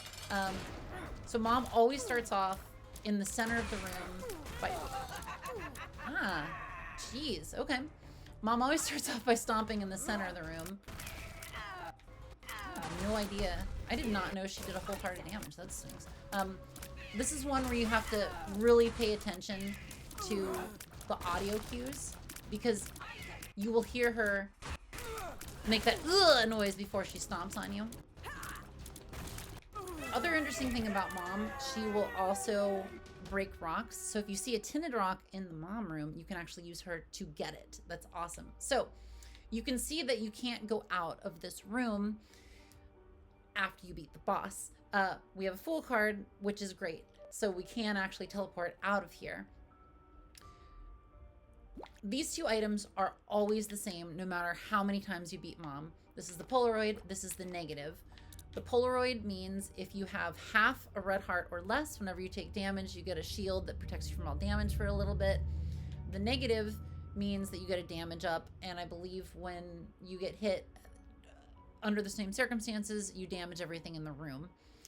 If you want to go to the cathedral and the regular chest at the end of your run, you pick this. If you want to go to Sheol, and the dark chest at the end of the run, you get this. The end boss of the chest is Blue Baby. The end boss of the dark chest is the Lamb. The Lamb is the only one that allows you to do victory laps. You can carry on to the next run whatever items you had in your previous run. So you can just like keep on going indefinitely if you want, with some penalties if you do it enough times. I'm gonna take this. I'm gonna end up taking them both because I kind of just like doing the regular cathedral Blue Baby one. I feel like that's the most standard sort of thing for this game. So now we use the Fool card. The Fool card is a tarot card that brings you back to the first room of the floor. So this means that you can continue to do other stuff on this floor. What it means for us is that I am going to go into here. I'm going to take, hopefully, the Lost Soul. Nice. And then I'm going to go in here. I'm going to reroll this. Oh, baby. Okay. So there's a lot of good stuff here. I'm going to hope to get the ceremonial robes. Dang. Sanguine Bond. Sanguine Bond is not what I wanted. And that's an item where in the Devil Deal room, there's going to be spikes that you can step on that they'll do damage to you, but sometimes they'll give you like a permanent upgrade of some sort. We've done everything we wanted to do on the floor. Yeah, so this means we're going to get a chance to redo the floor it'll be great. That means we can go through it again. We can get the negative at the end to get a damage up. It means we get another shop. It means we get another item room. It means we get more secret rooms. It's all kinds of good stuff. Oh, baby. And because we kept the lost soul alive through our room transition, then we also get a reward at the beginning of the floor. The lost soul is that little ghost. It's likely gonna get hit and die. It's like there's no friggin' way it's gonna survive. But, you know, we go into this expecting that and learn to not be too disappointed. So you can see that sometimes the troll bombs are big and they hum. Just sucks. Just stay away from them, you know?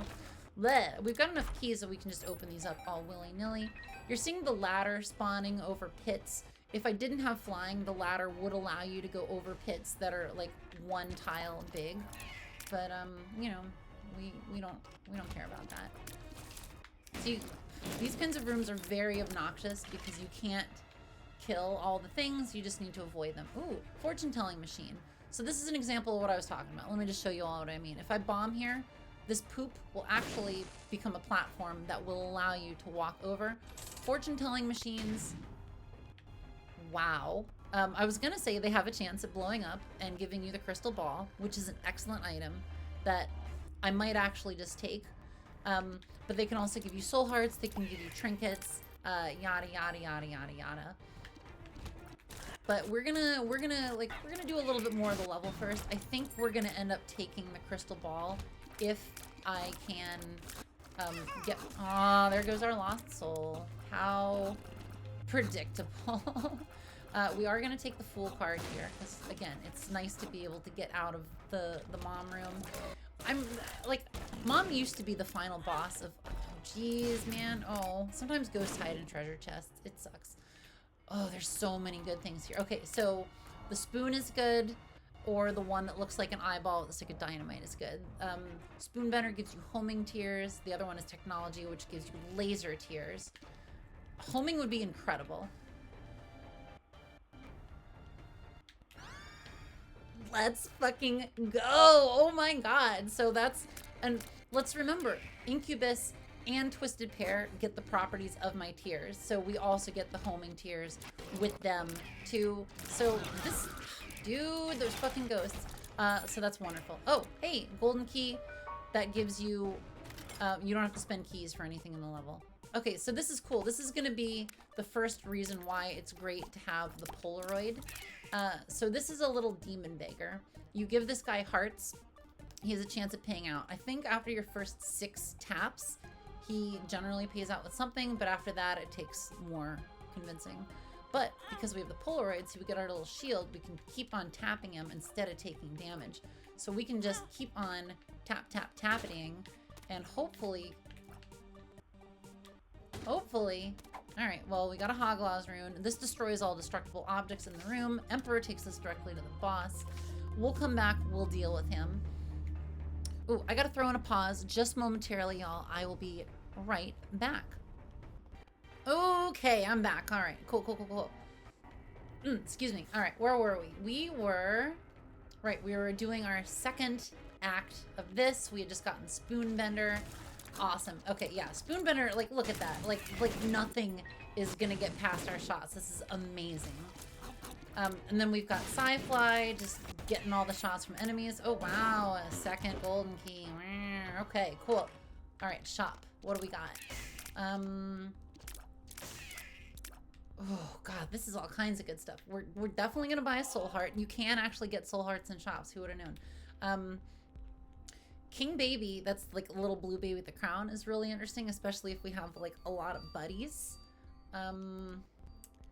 9 volt, sorry, 4.5 volt is really good because it actually gives you charges on your active item for killing guys, for dealing damage instead of clearing rooms. So that could be really good with what we have going on. I'm gonna try for that one. Nice, okay. And then down here, what do we have? The Jar of Flies is nice if we don't have any other options, but 9 volt is the best. 9 volt reduces the amount of charges you need for using an active item by 1, and if you have an active item with a charge of 1, then it just makes it slowly charge in a room. Nice. Okay, cool. Let's just see what this is. Just okay, it's another Fool card. Awesome. Awesome, awesome, awesome. That couldn't have worked out better. So I don't want to re-roll the crystal ball stuff because likely I'm going to take the crystal ball. So let's go ahead and get Mom first. These spikes suck, by the way. They are kind of like proximity activated. So it's real, like that. Oh man, so being able to shoot the shit out of everything without missing, you can just see how useful it is to have homing tears. So we already have the Polaroid. We're gonna take the negative. So that means we got a damage up, and let's go finish the floor out. Let's see if we can get anything else good out of this before we finish up. Oh yeah, let me show y'all what the Hagalaz rune does. Man, I really hope that that I can end up with the crystal ball. That would be super sweet. Crystal ball is an item that gives you full mapping for the level, and also gives you either a tarot card or a soul heart when you use it. It's real good. I'm gonna blow this guy up. So normally, if you put money into these guys, they do this little 3 skull Monty thing, where oh well, maybe you can get something, maybe you can't. But I'm just gonna blow him up because I'm just hoping. I was hoping to just get a little bit of health from it because I want to play that demon beggar a little bit more. So let's just grab this heart so we can play the dude over there. But the reason I brought the Hagalaz rune is because I just wanted to show y'all what it does. So like I'll use it in this room if we can't find something better, but likely that's going to be the best room for us. Haha, haha, I was watching that time. You didn't get me, you jerkus. Okay, so this will blow up all the rocks that can be blown up. So it's like a good kind of one-time use thing. Oh, I accidentally used a key. Oh, no, I didn't. I've got a golden key. It's a good one-time use thing if there's like a lot of tinted rocks or something in a room, or if you have the item that we have, Keeper's Kin, which gives you spiders whenever you blow up rocks. Okay, so we're gonna hit this guy some more. You heard that kind of noise. That was the effect of the negative. Devil card, just boost your damage for the room. Emperor card, Fool card. We're just gonna stick with the Fool card for no, I think actually we'd get we use the Emperor card. Okay, great. Dropped an item. I don't really think we want any of those. So let's reroll. Okay, if we can get Polyphemus. Polyphemus is the big eyeball. That increases the ever-living fuck out of your damage.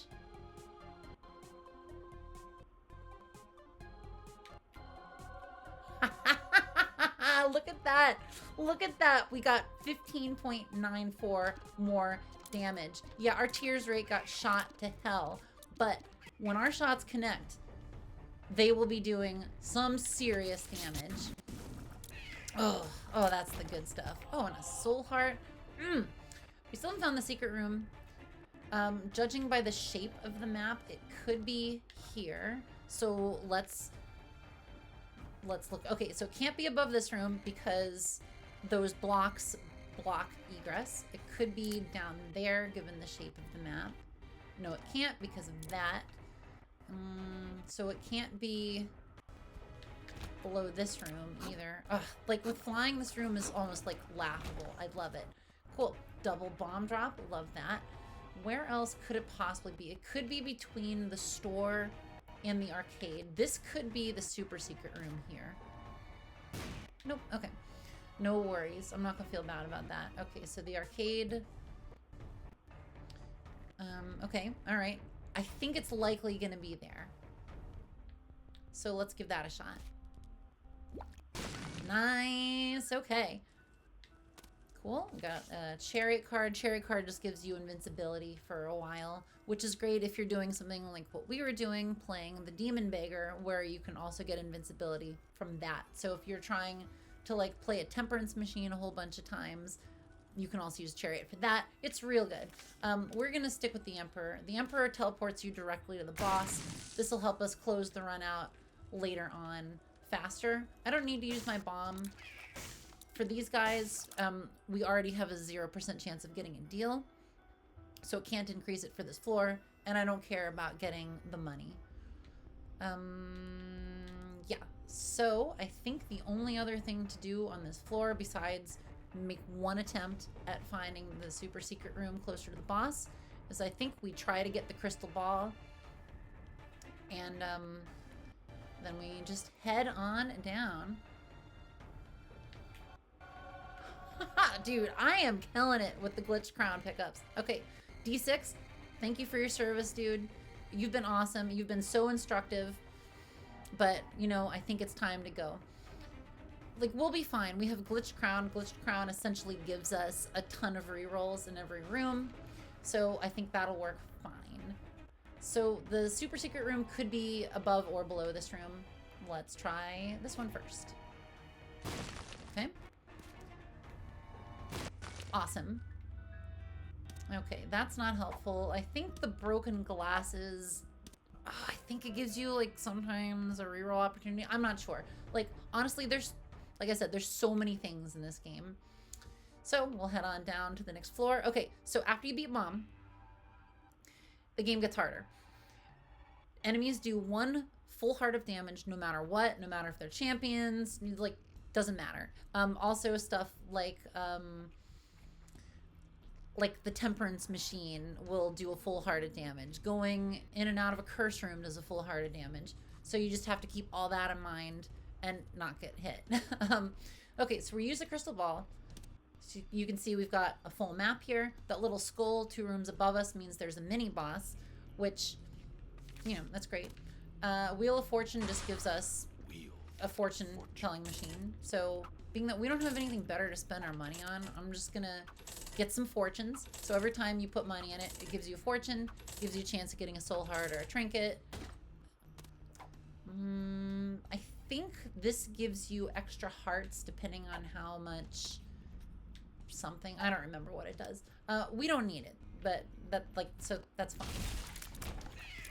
It would be really nice if we could get to a point where we were able to get rid of this one last bit of HP, because then we would get, if we ever got hit, then we could just get our invincibility from having the Polaroid. I think we're good to just kind of go on to the next floor at this point. So you can see these poops aren't permanently going away when we hit them. They are red poops. They are the bane of my existence. My God, I hate red poops so much. There's rooms in the final floor of the game that I call my red poop nemesis room, and oh my God, y'all, I'm just like, I feel like I get hit by the red poops so much. So you can see because of the crystal ball, we know the secret room is above us. No need for guesswork. And I was able to react in time with that troll bomb to shoot it into the keeper in there, which gives us a slightly increased chance at a devil deal. Life is great. I'm going back here because I noticed that there is a mob trap room over here, and I am interested in maybe doing... Oh, no! Our little lost soul, buddy. No. That's not worth it. One of those chests, 3 waves to do that? No. This is a cool trinket. I would take it if I didn't have this one with Wool Spewer. So old capacitor. This prevents you from getting charges for your active item upon clearing rooms, but it makes it so that the batteries that give you full charges and partial charges spawn much more frequently. So there's some runs that you can, like, depending on the items that you get, you can like almost break the run with it. It's incredible. Like anything that generates HP.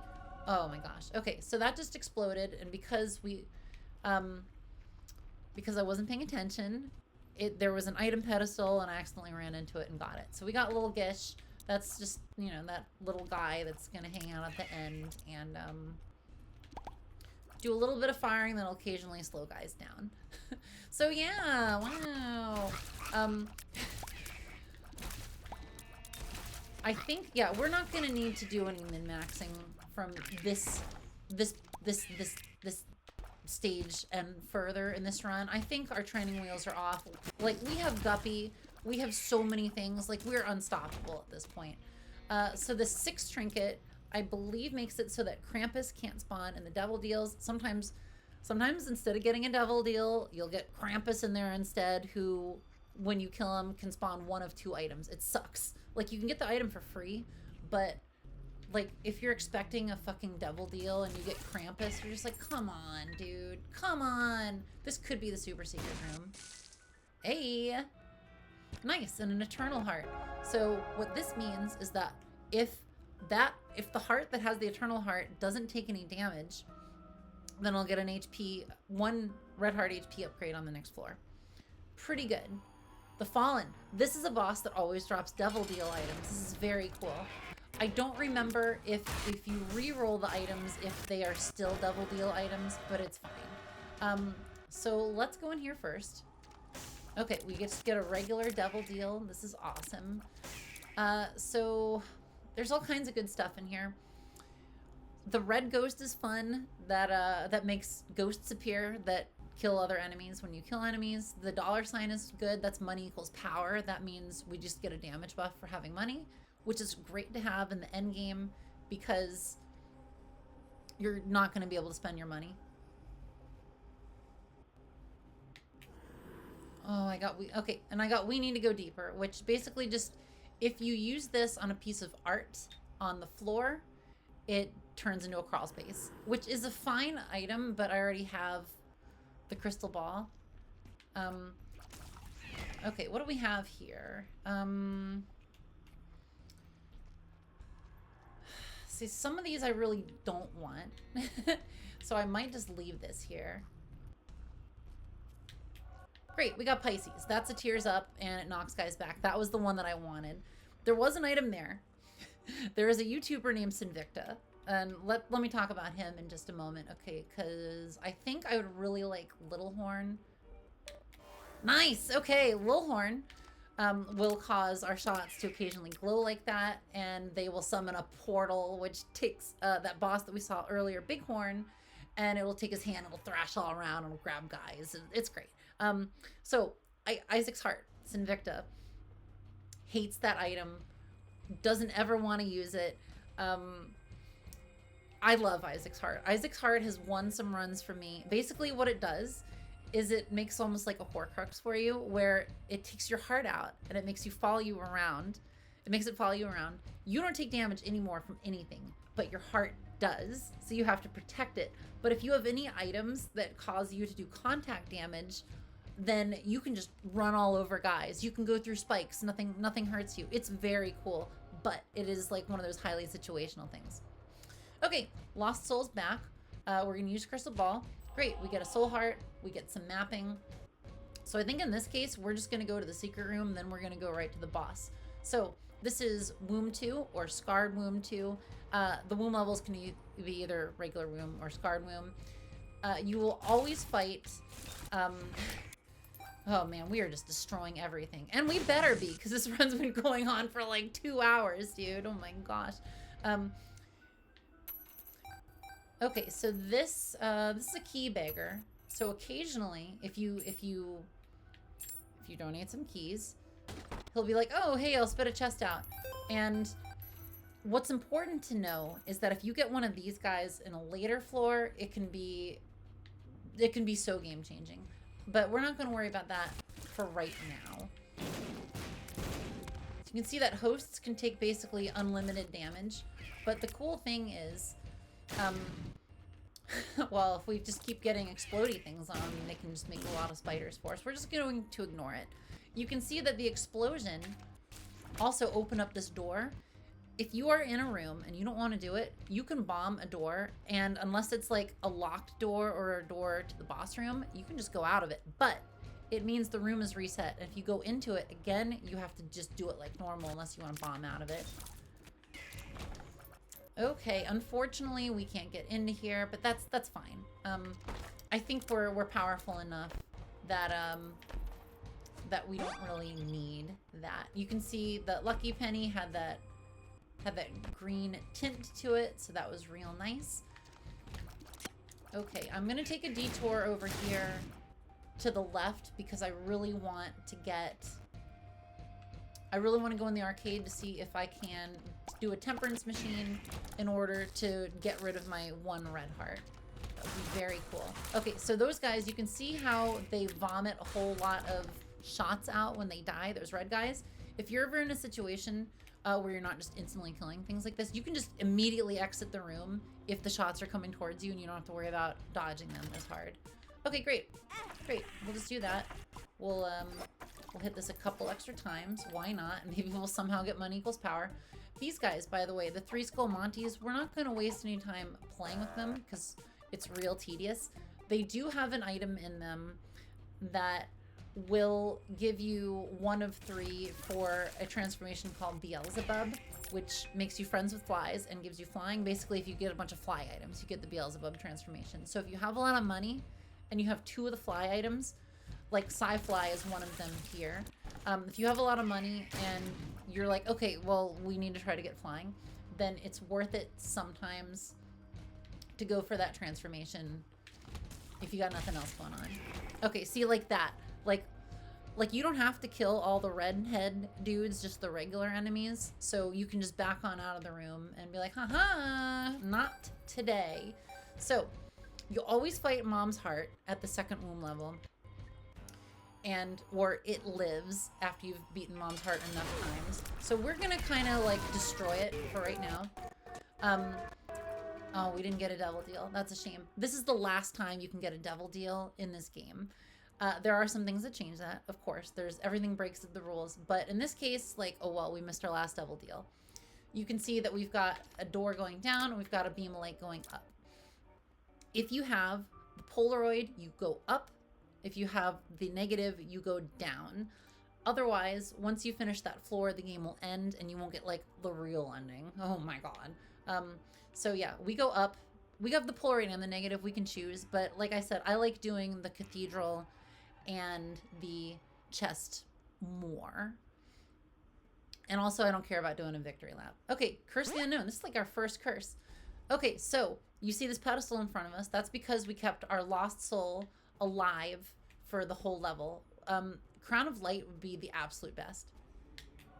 X-ray vision, not nearly as good. So X-ray vision means that we can get into secret rooms for free. Like anytime you see a secret room, the wall will crumble. Also, like look at my face. Oh my god. Okay. And you know what, y'all? I think we can start to end this run soon. I'm going to use the Emperor card now. That'll take us directly to the boss, which in the cathedral is always Isaac. However, it is useful to fully clear the cathedral because there's still secret rooms. You can still get items dropped. There's all kinds of stuff that you can get in them. This run doesn't need it. We're just going to Isaac. I think that this is like symbolic of Isaac like accepting his near death or something. I'm not completely sure.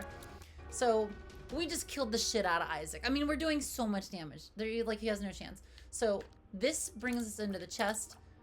You have a small chance at getting a portal to an endgame boss called Delirium after fighting Isaac, Mom's Heart, or any of the endgame bosses, I think.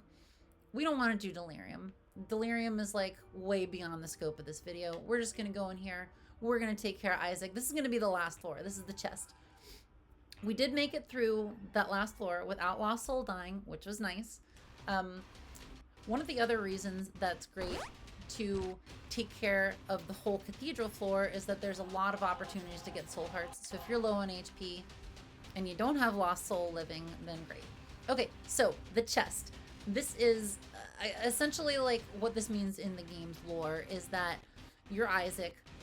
You ran away from your mom trying to get you. You hid in your toy chest box. You're slowly suffocating. This whole game is you hallucinating before you die. Which is, you know, not really the most pleasant story, but so be it. Anyway, in the chest, the rules are a little different. There's barely any environmental obstacles. There will be poops sometimes, but a lot of the times you'll just be fighting friggin' bosses all the time in all the rooms, which sucks. But the cool thing about the chest is that anytime you open a chest in the chest, it'll give you an item. It doesn't give you consumables, it just gives you items.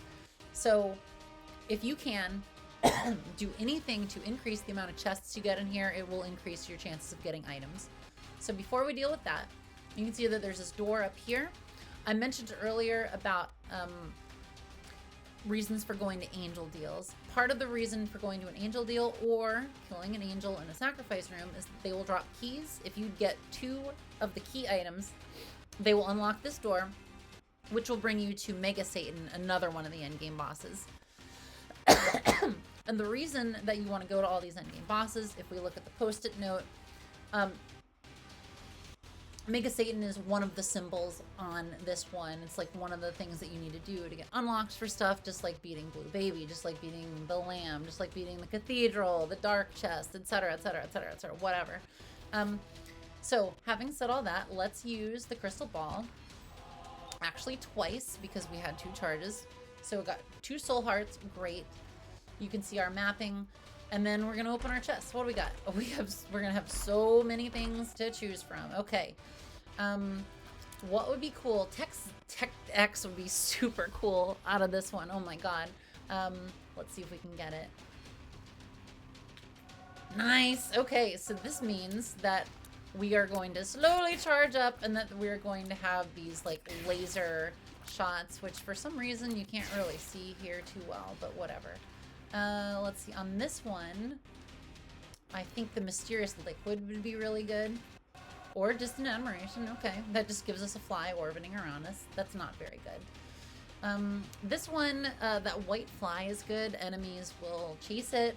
Although, honestly, the heart is the best one. Lusty Blood. This means for each room, you'll get a temporary damage buff after every enemy that you kill, which is awesome. The best one here would be this chili pepper thing.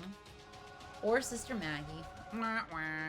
It's generally recommended to do a full clear of the chest if you want to get more items to ensure that you do a better job with beating your run. I think we're going to be fine. The unfortunate thing about this is I made our tears rate so slow from picking up Tech X along with Polyphemus, which is that big eyeball item that drastically increased our damage. But all we basically need to do is live to the end. Luck. I talked about luck earlier in the sense that your luck score, which you can see ours is 5 at this point. The higher your luck, the more of a chance of doing some special tier effect. Like you saw that we got the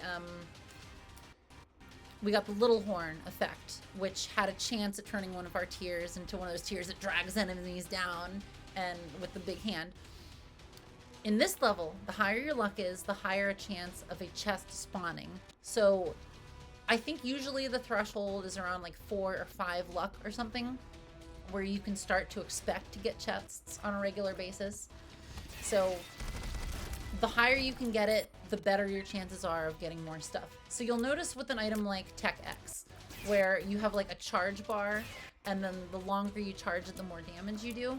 You can pre-charge your chargeable things by charging them before you go into a room and just like letting it rip. And in the case like this, it's really good because it's like real slow. So the reason what just happened, since I play with a dual analog stick, there's this weird thing where if you, like, depending on how you hold the stick, it can flick out in such a way that it can shoot the opposite direction or spoil your tart or some sort of dumb shit. It's too bad. So all the more reason for you to like probably like, you know, play with those or just play with the keyboard on the computer. Oh, that's a shame. So I was talking about the key beggars on the last floor. If you get a key beggar inside of the secret room in the chest, you keep feeding that dude keys, he will keep giving you chests. All those chests will have items. It's fucking great. But we don't need to worry about that. There's none, like, he's not in here. It's fine. We've got a pretty clear path to the boss. We're just gonna go to the boss, y'all. Because we have the x-ray specs, those are what made all of the walls to the secret room open on up. So, oh, this would be satisfying. And like everything freaking dies, dude. We've got all the flies from Guppy. We just like completely eradicated that room. We charged the hell out of our item. Justice card means it just gives us a bunch of consumables. We don't want to be fully healed here because I still want to proc my Polaroid invincibility in the event that I do get hit. I don't think it's going to matter. I think we're just going to absolutely destroy destroy the final boss. Like, those guys all got killed and I barely even fired. Check out the super secret room. It's a golden key. Let's see if any of these have any... All right, well, we got some of that. Okay, so final boss time. This is gonna go by so fast. Blue baby, it's Isaac, suffocating, dead in his chest. All oxygen deprived. Look at that, he didn't even have a chance. And then you just hop in the chest and you're done. Boom, just like that. It's that easy, y'all. Oh my God, okay, we're done. Holy shit, I'm glad that y'all stayed with me. So, we're not normally going to do videos this long on the channel. We're not normally going to pick Isaac. Normally the runs go somewhere between 45 minutes or 45 to 50 minutes. And we play as Eden, the random character. Because, like, as you can see, being able to reroll stuff makes the run super powerful if you're able to kind of tailor the run to meet your needs. So, what y'all think? Please leave me a comment. Please like, subscribe. I would love to see more people on this channel talking about Isaac, because obviously I love this game. I want to share my love with it. I'm going to keep making these videos. And if anybody saw any of this and stuck around to the end, thank you so much. Thanks for putting up with me explaining this. We're just going to get on to like more normal stuff in the next video, but I feel like this gives us the background to kind of proceed onwards. I know that other videos for explaining Isaac exist. Well, you know what? Here's mine. So enjoy this one. And then next time we'll just see what other cool stuff we got. We got a win streak of what, 16 now? That's pretty awesome. So let's just keep that going too. So yeah, it's been fun hanging out, and let's do this again sometime.